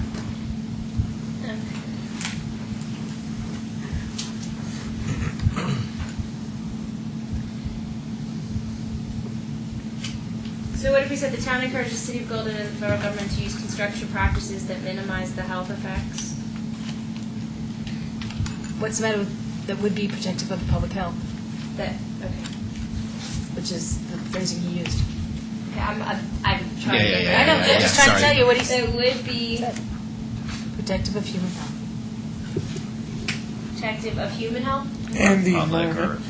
or, yeah, Public I don't health, care. yeah. Public health and Sure. the environment. Public health. And the environment? Either way. Yeah, I don't care about those critters. Yeah, if Wait, no, if just they're- public health? Okay. No, I'm sorry. okay. I just Because shouldn't have said anything. All right, so this would be adding a final whereas clause that says, whereas the town encourages the city of Golden and the federal government to use construction practices that would be protective of public health and the environment? Yeah. which is what they're required to Is that fair? Because it seems like they have to do that anyway, but just want to be. Sure. Yeah. I'd like to make a motion to approve resolution number R-27, Series 2011, a resolution of the Board of Trustees of the Town of Superior supporting the City of Golden's application for the purchase of right-of-way along the eastern edge of the Rocky Flats Wildlife Refuge. Okay, motion by trustee Hatson, second by trustee Skumatz, As amended. as amended. As amended. Thank you. Further discussion? Who seconded that? I'm sorry. Okay, all in favor? It's unanimous, thank you very much. That brings us to item number 8, discussion and consideration of the purchase of bleachers for Williams Field at Community Park. Mr. Magley? Thank you, Mayor. We have received a potential donation from a family in town that would like to help us purchase bleachers for the synthetic field at Williams Field. Currently, we don't have any permanent seating at that field. The donation from the family would be for $2,000. We would need to, the town would need to come up with an additional $3,000 to purchase the bleachers. We're looking at a 5-row, purchasing one set of bleachers, 5 rows, can seat about 50 people. And the location would be on the eastern side of the field facing west. Right. Kind of somewhere towards the middle. We'd have to work out the exact location, but it's an unbudgeted item. We would be able to come up with the $3,000 in our general fund capital through realized savings that we, expected savings we are going to have in that fund, in the capital fund this year, through just savings we have at the pools on some of the capital projects that we're doing there. So we're able to fund this if the board wishes to proceed with this. It's a good opportunity to get the permanent seating in there and take advantage of a donation that we weren't planning on. That's why it's coming forward to the board now, so that you can decide if you want to move forward with this or not. And if this is approved tonight, can we get the bleachers in before the season starts? Yes? I'm getting a yes from our purchasers. That's good. Trustee Skumatz? So, my concern is with the fact of it being permanent and installed in the ground, and I might be more inclined to be in favor of something that could be wheeled out of space if we needed the flexibility with the site. And I'm sorry, I say permanent, but this can be moved, but not easily. So, I mean, So if we have Chili Fest there and whatnot, yes, Yeah. we can get that right, out of the way. yeah. I mean, it's such a size that somebody couldn't just come in one night and We don't want take it any- with them. Yeah, teenagers can't pick it up Right. in the middle of the field. Put it in the middle of Like we used to do when we were kids. It's harder than cow tipping. Trustee Hanson? The dimensions, actually said 5 rows. The picture is like 9 rows, and I was a little concerned of where we would put that. That Yeah. would still be safe for players going out of bounds and. Yeah, so the picture that's in, the picture's not accurate, so I'm sorry. Okay. So it's like this, but just, Yeah, it's Half similar size. style, but only 5 rows. Okay. Okay. Is seating for 50 adequate? I don't know. That's what we're going to find out. I think this year, the thought was, in my discussions with Martin, was we would, if the board wanted to move forward with this, we would put it in, monitor it, see what kind of, if we have we need more capacity, then we can maybe look to budget in out years, next year, 13 or whatever we decide, for another one. another set. My feeling is it's not enough. Yeah, and what's the incremental cost of moving it up a notch? Why wouldn't we wait, though, to see if we have the need? But we'll have it. Because of, then we have total new cost. I mean, if incremental cost of getting the next larger size is another $1,500, I'd like to consider it now rather than having to. I assumed it would be another batch of No, you 5 can rows, do 'cause I thought it was like the distance picture, that was which the is, issue. Yeah. The depth is the issue, I think. I think we'd want modules of 5, not one of 9. So I guess that's not my issue. For My better issue is clearance. adequacy of seating. given would say cost. so from my perspective of watching various events there, that it probably is a reasonable amount because, say, just for like a football game, this would be the home team stands because I mean, I might be wrong, but I think typically the other team is on the other side where there's actually a hill that people can sit on and watch. I mean, I'm much more in favor of people, having grass and not necessarily having big stands, but I think there's enough seating on the other side. There isn't a hill on that side on the No. eastern side of the field, so that's part of the problem. Location will be an issue because I don't know if there's enough. I mean, typically you'd say, well, it's a stand, you want to see most of the field, it should be at the 50-yard line. Right, yeah. But I think that's right behind where the team is, so I don't know if there's enough space there. actually Yeah, I for mean, that. we're going to have to work to figure out a location where it's going to fit best, because the players need a place to warm up. So, I mean, there's logistics we have to work out. But, and that's another thing, if we get one this year, we can figure that out. We'd have more information for the board if you wanted to get a second one on how that would work with the second one. So. This is on a concrete pad here. There's no concrete out there, so would we be pouring concrete, or we don't want it, we don't want it settling into grass and then tipping over or something. Right, So yeah. there No. needs to be some stability there. I don't know if we're going to do any prep work for the site or just. Good evening, Mayor and Town Board. Martin Toth, Parks Director, Parks Rec and Open Space Director. A couple of things. The incremental cost, they're the same cost no matter what. It's a percentage for shipping based on the weight. It's about 1,000 pounds to ship them and weight the staff to put them together. So number one on cost and size. And then the picture that's in there shows a baluster rail. That was the reason for the picture looking different than the bleachers that you might perhaps see next to Scanlon or Stewart Field. They have a chain link rail around them. So this would be a step up from that. And to show that with the baluster rail, that was the best picture that we had. And as for a base, when you look at integrating it into the field that's there, and think about adding something that's small and pebble-ish, or a construction base, and want to have something that could be anchored firmly enough to not move easily, but also be able to move it if we needed to. At about 1,000 pounds at that dimension, we would be able to put it on the back of the flatbed trailer if it needed to be moved. Is there a minimum distance from the out of bounds, whether soccer or football, that the bleachers have to be back? There's a couple of user groups that we would need to accommodate, and we've been out there and looked at it with a couple of the groups, and I think we can make it fit in the right spot. And the 5-row set is narrow enough that it makes sense. And like the town manager mentioned, if it made sense, adding a set in the future, that would be easy to do. So underneath this, I'm sorry, so it would be pebbles, is that right? Yeah. I mean, because you're not mowing grass road-based underneath this stuff. Material. So you'd have a skid steer or a larger piece of equipment come out and dig 5 or 6 inches out of the ground, literally right in front of it, and place a material that could absorb that weight, disperse that weight across the ground evenly, and then drop it on top. It would to be able to drain and be able to move water through it. So I get that. Just wouldn't want pebbles being kicked out onto the playing surface. So when you're considering that. Yeah, we'll find a good base for it and find something that makes sense. And possibly use something that's treated, something that has a treatment on top. Like the crusher fine trail that we use in some places that has the psyllium added to it.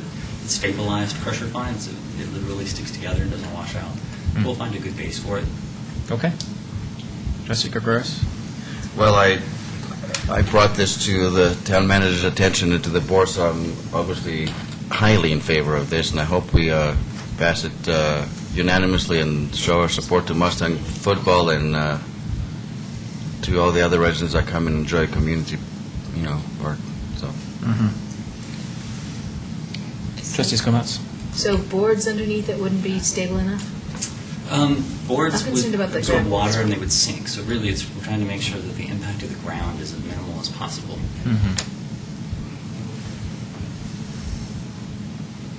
So again, cost. I have spent a large part of my life legging lawn chairs to places, so I am a huge proponent of bleachers here. If we chose 5 seats deep but longer expanse to accommodate more people, or even something deeper, if that were the choice, 7 or 8, 9, 10. Say again, what happens to the cost? It just, it's in It goes up. multiples? You know, it's Yeah, but, literally, they're. I mean, is it It's an aluminum and steel that's fabricated, cut in Okay. size. What's the difference in the cost? Oh, I didn't, we looked at increments of the 5 rows, because that was the size. of And the Okay. I think, I mean, correct me if I'm wrong, but I think we're going to add additional capacity. We would want to add another 5-row rather than, just because. It'd be nice to match, you don't want to have 5 and 9. Well, I mean, I think what Trustee Penkin's saying, don't go 5, but go 9 rows maybe. Right. well, 5 and The 5. size and the fit Yeah. for the park there, I think 5 fits in well, and if we wanted to add capacity, it'd be, from a staff perspective, we would recommend adding another set of 5-row bleachers. That would be my thought, because I think how this is going to have to be laid out is that there's going to have to be one closer to one side of the end zone or rugby zone or whatever it is that. Tri-zone. Lacrosse, and one on the other side, as opposed to just building a behemoth thing in the middle of the field. So that would just be my kind of gestalt feeling about it. So just to go back, though, seating for 50 when you're at a sporting event probably will end up being seating for 30 by virtue of the way people spread out, coolers, treat bags, water bottles, whatever. So if we wanted more seating now, are you telling me that if the price of this is $5,000, is that what it was? Yeah. Then the price of 5 more seats, 5 more is just another $5,000. There's no economies of scale. There's no benefit to committing now to a bigger number of seats, larger number of seats, or Exactly. bigger bleachers or It's a whatever. cost to fabricate and a cost to ship. We can get one set and be able to move that at roughly 1,000 pounds. And if we wanted to add a set, shift it over, or move it potentially for another use, it would be a second set. And maybe we'll get another. Total costs? $5,000. That's for but then there's staff time and construction of the base and all that. Do you have is that 5,000 for It would be all of 5,000 them? to include hopefully some material that we would be able to use that we already have, or get something added to a project that we're working on over the summer, perhaps some of the trail, some of the trail material, and then the staff time, we would factor it in to what we're doing over the next month and a half. Okay. Public comment? Oh, go What's ahead. the name of the family that wants to donate? Do you have that? I'm just putting you on the spot. Are they announcing it? I don't know if they're announcing Oh. If they are, then Okay. All right. Fair enough. It might be an anonymous donation. Okay. I'm not sure. Public comment would be good. Yep. Public comment regarding this. So thank you, Steve Smith, President of Mustang Football. I'm not very poetic, but I'd like to try to paint a picture tonight of what's going on down at that field. These bleachers are not just for Mustang Football. Mustang Football has reached out to the rugby organization. We've worked with Chris. And that venue down there, if you haven't been down there recently, is really getting a lot of attention. That field is in constant use. There's soccer down there that is in constant use. Sandy, you do bring up a good point, that is it enough? Obviously, for being the president of Mustang Football, it's never enough, because we have dreams and things that we see happening, and I'll paint some of those for you. There may be an association with Louisville in the future with football to bring Louisville and Superior football together in some manner. We're starting to see and hear comments this summer from other communities that have come out to the field and has said to us, why do we need to have summer football anywhere else? This is a great venue. So we're bringing people in from other communities, and in one of the statements they said, not only do you have a great venue, a great field, we have Safeway right there to purchase food and get our ice and everything else, which is, for me as a business person, I always think about that, saying, boy, that's great, I wonder how we can make money on that for Mustang Football. So I have seen some things happen down in the field. I've seen some growth down there in the field that is far beyond the Mustang organization. The Mustang organization is reaching out to other organizations and supporting them. So this venue is going to get bigger and bigger and bigger. And if you haven't been down there recently, take a look at the use of that field. It is unbelievable. There is zero downtime, except for late in the evening. And nothing speaks more about the town of Superior than sitting down there in the evening with that sun setting and listening to those kids screaming and playing and having fun. And that's what this is about. It's not just Mustang football. It's about the children. It's about some of the adult events that are going on down there. I understand the concern for moving the bleachers, but it seems to me that that would add seating to some of the venues for the Chili Fest and those kind of things that you wouldn't want to move something like that. So I know that the town has worked hard. I've been invited to a couple committees to comment about what Mustang football is and just our little corner of this. And I've been humbled by the questions. One of the questions is do you have a powder puff league? Which shocked me because Mustang football is not just for boys. And I have to do a better job communicating that. I think we may have, and I'm keeping my fingers crossed, the first girl to sign up for Mustang football, as far as I know, in the history of the organization this year. So I see things expanding. I see things changing in the Mustang program. I'm very excited with what I see. I've got an outstanding board. I have a vice president that's reaching out to Monarch High School, so that's going to incorporate more for us. So please think of this as a bigger venue than just Mustang football. Think of it for what it was originally built for. And most importantly, Joe, you can run the bleachers finally. Yay. So let's keep it to 5 hours.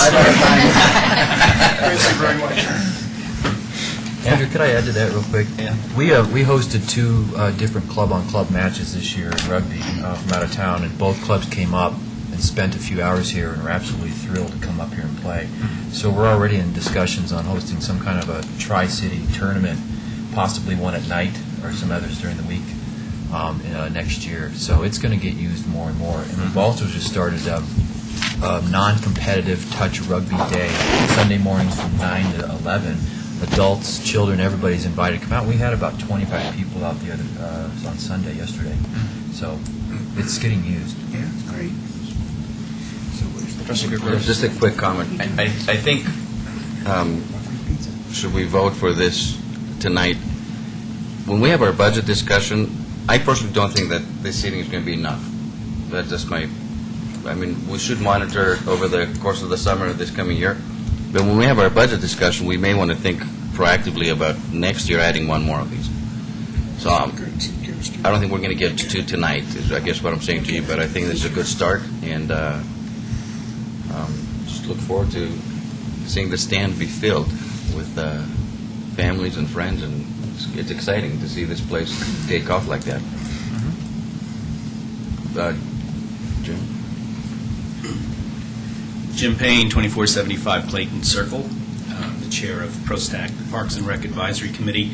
And I just wanted to rise in support of this proposal and say that ProStack unanimously endorsed it for the board's consideration. And add to that this is not new. We've had this on our high up in our priority list for 3 years now. And the plan was always to do it in stages. And the first stage was a scoreboard, and we had a donor commercial support for that. And we like the idea that it's scalable, that we can put a section in and add sections. So this is very consistent with what we've prioritized to the board in the past. Great. Thanks. Any more public comment or discussion? Thoughts about this? Action? May I ask a question? So, Martin, what is the ETA on this? How soon can we have it in and up? The estimated time for delivery is about 15 days to 30 days. And hopefully within a week or so of arrival, staff will be able to install it, and it should be playable hopefully within, hopefully within 4 to 6 weeks. And when does the season start for you? So that's perfect time. Great. So if and my only other thought before we take action on this is, if the donor wants to be acknowledged, I think that we should, I think Trustee Pennington was bringing this up kind of a bigger scale, like, memorial trees and benches and things like that. It'd be nice to have maybe a little plaque on it or whatever. It's an acknowledgement. And so just a suggestion. If I could. I'd like to take that one step further, and maybe, Mayor, if you would be down there for a ceremony. We're planning on having a ceremony this year anyway to thank some past people that have volunteered for the Mustang organization. Sure. So I would like to make this more of an event to thank the family if they're willing to do so, and also to have you there for that to thank some past members of the Mustang organization that you Sure. know. So, Okay. and if it'll help in the cost, I can guarantee to you that there are a lot of families in Mustang football, and Chris personally said he would get a shovel to help clear the field. So, thanks. Okay, thanks. But if I could lop onto what you just said, and Matt, could you maybe add this to the goal-setting meeting for next Monday about the idea of putting together a formal program of, I call it bequeaths, bequests, whatever, Yeah, to I have that work. in my notes Okay. for us to develop a policy. Because people are always looking for ways to memorialize the death of a loved one or simply to contribute to the community. And it seems to me like these things keep coming up, so. Yep. All right, with that, I'll entertain a motion. Anybody who would like to make it? Trustee Gregorius? I'd like to make a motion to direct staff to approve the purchase of the bleachers. Okay. In an amount of $3,000, is that the Yeah, staff? the town's portion, yeah. Okay. Motion by Trustee Gregorius, second by Trustee Hansen for the discussion. Phyllis? Skumatz, Yes. Pennington, Yes. Muckle, Yes. Hanson, Yes. Goris, Yes. Sorelli. Yes. Great, thanks. Thank you very much. That brings us to item number 9, and this is the government outreach software. Mr. Magley? Thank you, Mayor.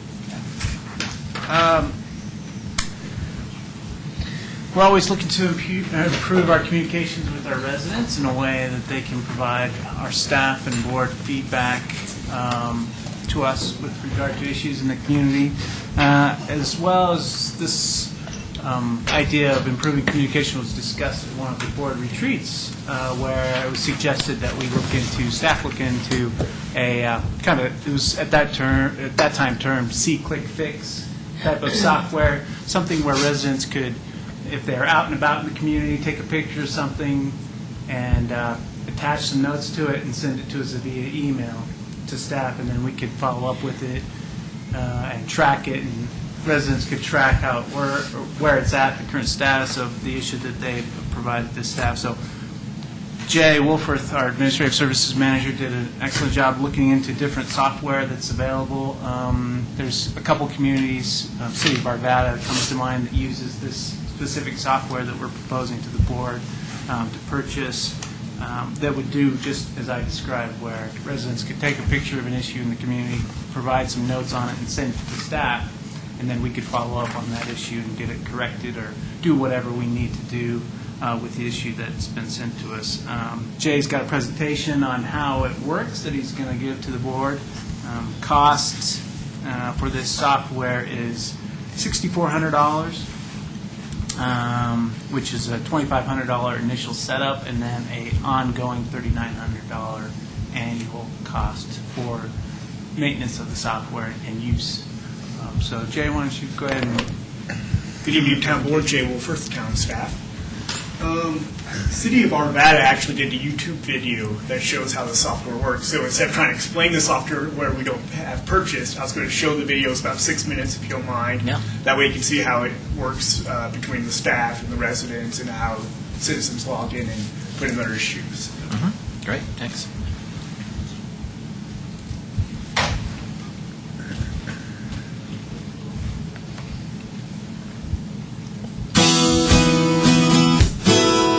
And I'll change this when I go back.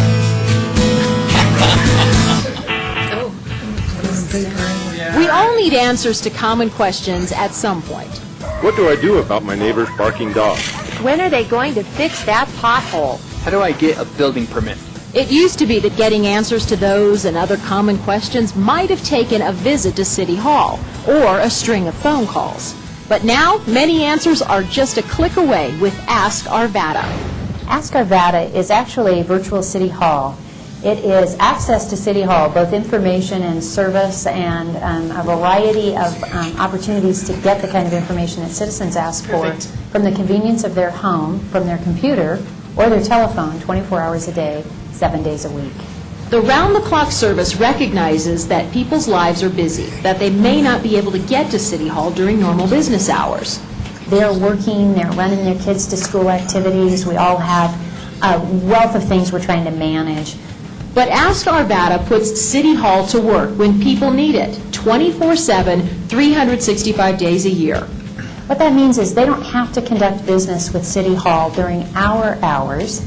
They can make contact with City Hall and conduct city business on their hours.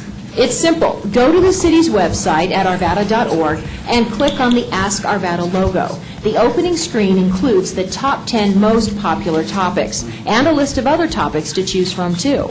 It is, all database driven, so the guesswork comes out of it. Whatever people are asking most is going to, rise to the top of that top 10 list. We will easily be able to identify as a city what's on the mind of our citizens by checking the top 10 list.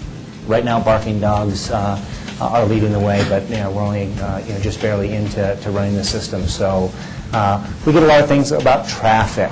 That's an important thing.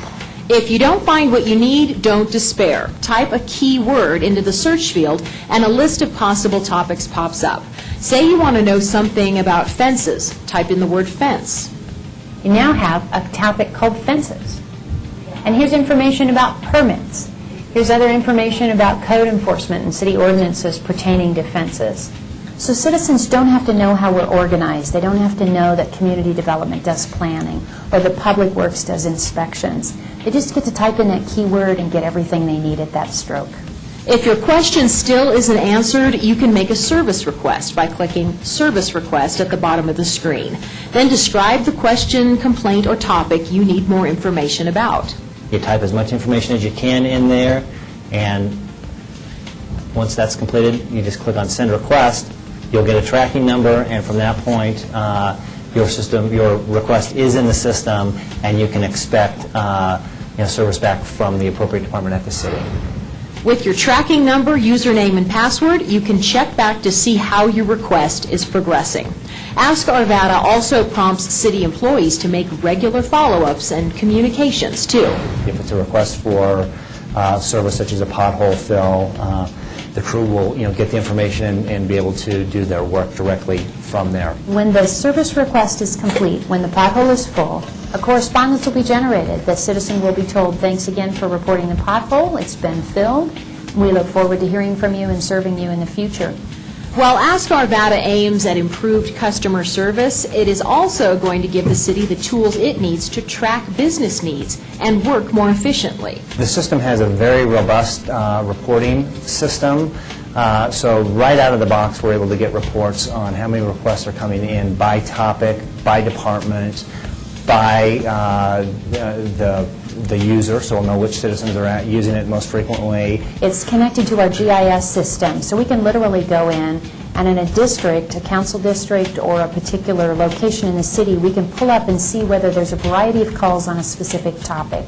Actually will be a great tool for the city to try and figure out, okay, where do we need to emphasize more resources, or where can we offer better service? Ask Arvada offers greater efficiency with a single database that all departments can access, eliminating handwritten notes between departments and improving accountability across the board. And in response to that question of, I've called so many times, nobody's ever gotten back to me, the system will provide for us organizationally wide the knowledge that, well, actually maybe Mr. Jones did get an answer and a response. Maybe it's possible that Mr. Jones just didn't like the answer that he got, and he was hoping that maybe the answer would change. Maybe somebody else would give him a different answer. Ask Arvada is phone-friendly, too. By calling 720-898-7850, citizens can access topics by touching a keypad on their phone. Already, 140 city staffers have been trained to use Ask Arvada, and more than 300 questions are in the Ask Arvada database, thanks to the work of dozens of city staffers who helped define the system. and the help of 2 organizations called Teleworks and Government Outreach. We're convinced that it's a very easy system to use, so I challenge people out there, even if you're not real savvy with the computer, give it a try and see if it works for you. This organization is so committed to serving the community well. This is our means to not only make us on the cutting edge of some pretty interesting and amazing technology, but more than that, it allows us to serve customers.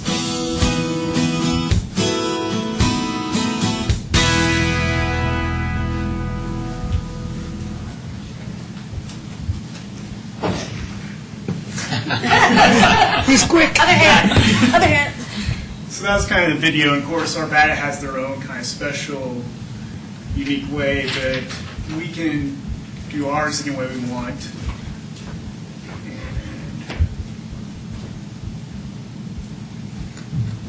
So this is what it looked like for a Town Superior resident logging in. You have your issues, you put in your username, password, the problem, select it, describe it, put the location, and then provide your follow-up information. So then once you list a problem, when we set up the system, it can give answers to questions that you might know. So go, yes, Lisa.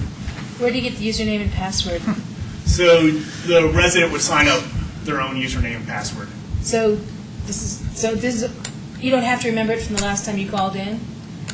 If you want to keep track of your own issues. So I'm just asking if it's sort of like anytime you sign in, maybe I thought that almost everybody was making you repeat the username and repeat the password, so you made sure that... It's if the resident wants to keep track of the issues they submitted, then yeah, you have to do your username and password so you can get an email back knowing that the issue's been resolved. If you just want to submit one issue, you don't have to sign up. Just submit it. I just hate having to remember 1,500 passwords. Yeah. It's making me insane. Just use the same one. Yeah, thanks. 1, 2, 3, 4. Mine was 0, 0, 0, 0. Just like my bike lock. So again, so let's say this example is noise, so it pops up, kind of frequently asked questions about noise issues and neighborhood ordinances and kind of the rules and regulations, and then you can list your issue, put in the address, it pops up a map automatically for you so staff will know where the issue is. So staff sees all this on the other end as well. And then, again, put in your follow-up information so staff get back to you. Email confirmation always goes to the resident, so once they submit it, if they want to put in their email address, they get an email saying it's been sent to staff. Staff gets the same email. And then when staff updates anything in the system, that resident gets an email as well. So the resident's always informed of the progress of the issue being resolved. This is a request log, so for various different things you can use this for. So if I'm a resident and I want to see all the code enforcement issues going in town, I can do a search and it pops up everything going on. Another way is if I'm a resident, I just want to see my issues for the year, it has a field for that. So it kind of gives a array of options and see what's going on in town. So Jay, I'm seeing in the request guide field that you can log in as anonymous, You can. because I was concerned about potential privacy issues. Yeah. No, you can. So this is the customer contact details. This is what the resident would get after they filled out the information. So they have all the information, make sure what they put in was accurate. So that's on the computer end if you went to our website. This is the mobile app. And I have it on my phone if anyone wants to see it. I can pass it around. But I'll bring this up. So yeah, so you can, if you're out and about and you see an issue, you can just take a look at all this.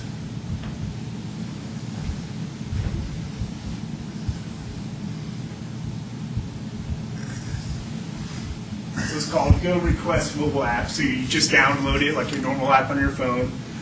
So this would be, if you're in the Town Superior, it's located by GIS. So you have to have your GIS turned on your phone. But it'll know you're in Superior, and then this app will direct you to the Town Superior. So if you have a new issue, just click on that button. It gives you drop-down boxes of graffiti, type in the address, comments, again, your contact information. And then it also does a map as well. And then you can also attach a photo. So most residents are outbound on their bikes or with their kids. You know, if they see an issue, take a picture with the phone, they can submit it, and staff can get an email right away. Will you install it on all our iPads? Yes, I can do that. So then once your issue is submitted, you get an issue number so you can keep track of it. And that's how it looks once it's done. So then on your phone, it tracks all your issues for you as well. So you keep track of everything you've submitted. Map report, so from a town staff standpoint, if we do the system, it maps where all the issues are, so we can identify specific locations. If there's a frequent hotspot of issues, we know about it. So we can do it by neighborhoods, town-wide, anything of that nature. So it also gives out reports. So this one's showing for the issues being resolved in a timely manner, percentages. So from a staff standpoint, we have to set up what's the reasonable amount of time to respond to an issue, and then the system tracks that. So if we say graffiti removal in 5 days, and we don't remove it, that's how it's going to start telling if we're meeting our standards or not. So we're going to have to set up our own performance measurements to make these reports reflect what we want. So again, you can break it down by department as well, or the issues within each department. Open versus closed requests by month, so it can show or is there anything that open, anything that needs to be addressed.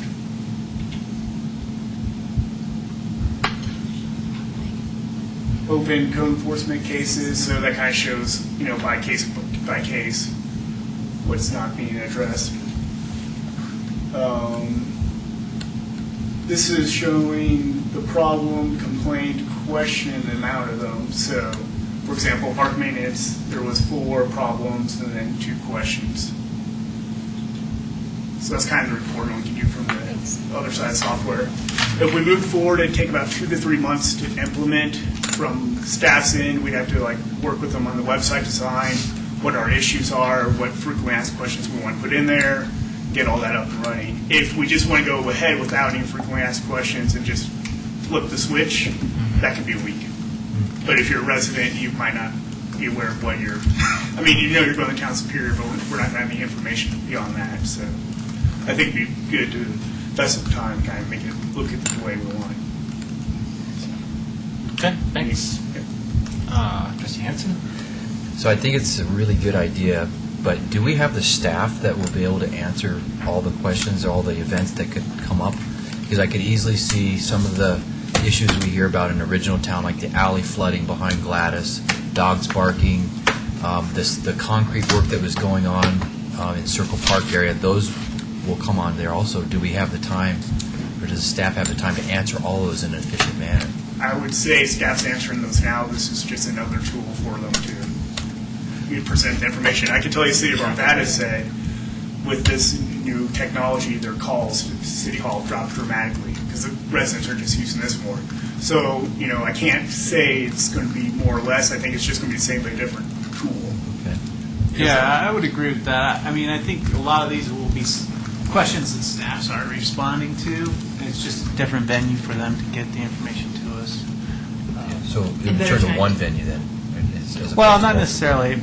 You'll get people that won't want to use this, and they'll continue just to call in and leave a message with the department staff. Yeah. Trustee Sterling? What do we know about the company and its viability? They have been around, I don't know the years they've been are around. they going to be around? Yeah, they're based in Arizona. They've been growing out towards the east. They have numerous cities in California, I think over 100, 50 in Arizona, and now they're kind of moving west. So Colorado, City of Thornton implemented it 2 years ago. Arvada's about 2 years. They're now working with Colorado Springs. So it's a growing company right now, I can tell you that. And it's nice that there's other cities who've already made that leap and done the work for us, so we have some references we can talk to and check with. And the another question, since we did talk about this or something like this, is this like what the people that brought it up had in mind? Yeah, Trustee Williams was the main one that brought it up, and she specifically mentioned the City of Arvada. I, too, attended the workshop at National League of Cities. Lisa, you may have attended it as well. And this is not the same company. That was C-Click Fix. I don't know if that's a product or a company, but this feels quite similar. But my question is, just give us a little summary on the different companies you researched and why you chose this one. So the other ones I've looked at were more, I'm going to forget the names. Thorne used one when I used to work at there, and I forget the name of it, but it was a software internal for staff. So residents could click on the website and it would submit it, but staff never got email reports and stuff. So it's much more from a staff standpoint, organizationally more control, but from a resident, you didn't get the feedback. And that's what a lot of companies have out there. This seems to be the new trend with the mobile apps, and this was the only company, and I don't know if QuickFix, I did not look at them, had it, but this company had the mobile apps. So that was the biggest thing. Arvada and City Thornton really recommended this company. They said it's dropped their calls at City Hall. The other benefit of this is we don't have to purchase any software with it, which other companies require you. They all keep it on their web-based server, so it's great. I've had discussions with companies recently in the past that have wanted to do a similar type of program for us, but at significantly higher prices than this. So when Jay brought this forward with the pricing that they gave us, I was very pleased. Yeah, when It they seems told like me, a fully developed package, not something they would be developing for Right. you, which is never the position you want to be in. yeah, when they told me 2,500 on the phone, I thought they meant 25,000. And I was really shocked it was just 2,500. You commit for 1 year at a time? Yes. Yeah. So yeah, if we don't like it after a year, we'd get out. The app is free, presumably. Pardon? The app is free, The app presumably. is free, yes. License is $25. Yeah, free for residents, I should say. Yes. Okay. It's a really good deal. Yeah, it is. It's looks hard like- to believe, actually. Yeah, I was kind of shocked, but I think they have so many cities doing it, and it's just a web-based program that it's affordable for them. I think they have a small staff, and Trying to figure out how they make money, because 2,500 is not a lot of money. Well, once they get it set up, it's, not much the to do. city's doing all the work, so I mean. Well, they're doing support on an They annual get basis. $4,000 a year. yeah, but it's based on city size too. So I think like City Thornton's probably paying 20,000 a year. Okay. You So- said Go ahead. 2 months to do a complete rollout, or what was the 2 month? Yeah. So it's going to take 2 months. So the issue is they wanted to work with staff on building what the website would look like. And then, for example, if I was a resident, I said, hey, I have an issue with barking dogs. During the 2 months, I could set up a written thing about what you can do about barking dogs. You could contact this number, kind of giving them suggestions so they might not have to contact the town staff. I think it's important to have that, because if you have residents who, if you don't have that and you have residents trying to use it and they get Yeah. frustrated, they may stop using it. No, I agree. And then also, is there outreach to the community? We have a community forum to teach them about it, or is it just put it on our website and newsletter and let them know? It's pretty intuitive. I had a walkthrough with the company, so I don't think that'll be an issue. I think it would be just direct them where on the website, plan to put it on the homepage. Get the word out. Yeah, get the word out to use it. And then we'll put contact numbers if you have issues, contact staff, so. Mayor's phone number. Yeah. Okay. So this would presumably get rid of, on the right-hand side of our screen of the homepage, there's always, multiple, what. Coyote Yes. contacts, or Jefferson Parkway, that would be sort of eliminated, and you'd click this button, and all Correct. of that would be Yeah, and then populated. list every issue you want to You know could about. search, they showed how you could search in there for. For example, fence permit, if somebody had a question, and you search that, then I could have, here's your fence permit, click here to download it, instead of contacting staff, so. That's why, 2 months to kind of set this up. It's a great idea. It seems so simple. Yeah. As long as we don't make it too. And you would have one section, that's an HOA issue, here's how to contact them. Exactly. Yeah, that is just. So would that go further to other things around the home, like sump pumps? I got a sump pump issue. It could be anything we Because that want. would, Yeah. it's like you're merging the CAC with that. Yeah. Because No, there's I a mean, lot if- of discussion of the CAC. It could possibly be that as well. We can put whatever issues we want. They Just want keep buying make new it ones. for out of town spirit. Okay. It seems like a no-brainer. Seems actually. seems low. It's almost too. The proof is in the pudding, right? You know, hopefully it works as good as it is presented. The way it was presented. But it's low cost. You can opt out in a year if it's not working. So, I mean, gosh, there seems very little downside to that. Yeah. And the whole world is going to asking and getting their questions answered via internet. Yes. You know, a lot of people won't pick up the phone. Yeah. They will do this. So convenient. Yeah, the mobile phone app, I did test one, was so simple, it took 2 minutes. And, you know, that was the real reason this company really stood out to me, was the mobile apps. 'Cause I know that's what I hear from residents and town board as well, so. Oh, sure. Okay. Okay. So, any other questions, public comment regarding this? Seeing none, any particular board action? Anybody? Anybody? Trustee Skumatz? Yeah, I didn't see the usual sort of resolution thing to read, so I guess I'll make a motion to approve the purchase of government outreach software. Motion by Trustee Skumatz, second by Trustee Gagouras for the discussion. Just real quick, do we have the ability to negotiate that initial setup fee? If we can save $1, I'm all about saving $1. Yeah. I could ask them. I mean, yes, I could do What that. I would ask is the board go ahead and approve up to the 6,400, and then we'll ask them. And, well, the 6,400, we'll get discounted because we're not using it the whole year. So that 39 annual should be reduced. So, but I can ask. So motion and a second. Further discussion? Phyllis? Yeah, we're spending money. Merkel? Yes. Hanson? Yes. Gregorius? Yes. Cirilli? Yes. Skumatz? Yes. Pennington? Yes. Great, thanks. Thank you, Jay. That passes, and excellent presentation. Thank you very much. Very helpful. And I think that brings us to the end of our meeting. Anything else to come before the board this evening? Oh, I have one quick, Yep. just item. When the fire station is completed, I know they're doing the front and the landscaping. It'd be great to have an open house for the community and the ribbon cutting again over there, but just, it looks beautiful. I believe they had one. I didn't for see the station when they first opened the. Yeah, I know, but now it's almost like a brand new, so I don't know if you want to talk to them about it, see if they'd be able to. I'll talk to the chief. Have some, invite the kids, it'll be good community. I think they were planning on doing something like that, like a grill, and maybe there's little demonstrations on the climbing wall. And Oh, that'd be good. Okay. Well, I haven't seen anything, so Yeah, they're still unsure when the construction is going to be finished, so I think that's part of it. They haven't gotten that, but. yeah, well, I mean, it's nothing urgent, but whenever they do, that'd be good. I had actually just as an FYI, there were some residents that were interested to see if we could televise since we're big taxpayers into the fire protection district, if we could televise their board meeting somehow, just for the sake of transparency. Well, their board meeting? I'll check with them. 'Cause They it would seems- have to have the web streaming.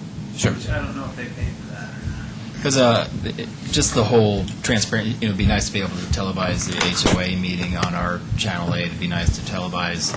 I mean, the school board already has How their about own Boulder County? thing, but maybe even Boulder County. And so, just so residents could have as much information as possible and wouldn't have to go and attend meetings, and they could just see them. Yeah, Jim, if I could read lips from here, I'm not sure my eyesight's that good, but there are certain confidential matters in the HOA meetings that cannot be televised. No. But, whatever is, Yeah. just an open discussion would be, it'd be nice for residents to not, be able to view this from their computer or from Channel 8 or whatever, so I think that would be nice. I had And one offer executive up session the at the use of HOA. this room and televise it from here. Yeah, so just as an FYI, I think that would be nice if that's possible.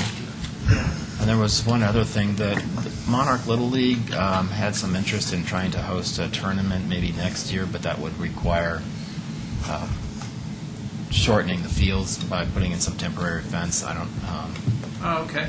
So didn't seem like that was going to be a big deal, but I thought Yeah, it we would. should probably install some temporary fencing. Yeah, it sort of goes along with what was talked about with the playing fields. That's good for the businesses down there if you could get temporary fence and hold a tournament that brings a whole bunch of people to the community. So Can it's they nice do- for the kids. Can they do it without a pitcher's mound?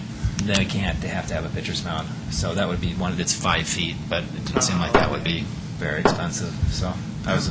I said that we could probably do that, but I couldn't commit to anything to the fence. But it'd be something nice to maybe ProStack or whatever could talk about.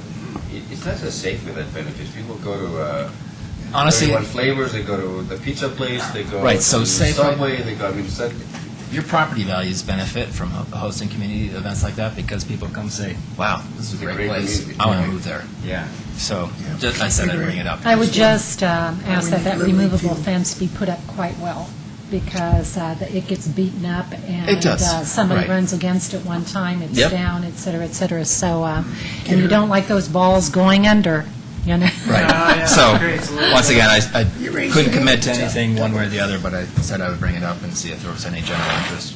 So, Okay. That was it. Anything else? I have one question, since I didn't go. Did anybody have a chance to attend the town meeting on Saturday that Senator? I did. Not able to go. How- It was very similar to the first one she had just maybe a month ago. I think 5 people were in attendance, but I think it's a great thing to do, to open our doors to any one of our Congress people who choose to come and have those town halls. I presented an issue to her that I hope leads to some legislation, actually, so we'll see. Well, we don't have much control. We didn't have much notice. No, it was a little short. I mean, if you ever work with them in the future, you might say that you might have better attendance if you do a night meeting on a Monday. You could set up your own booth outside in the lobby if you wanted to, whatever. So, anything else to come before the board? Seeing none, meeting adjourned. Thanks. Take it, read it. You want me to I want after I'm done reading?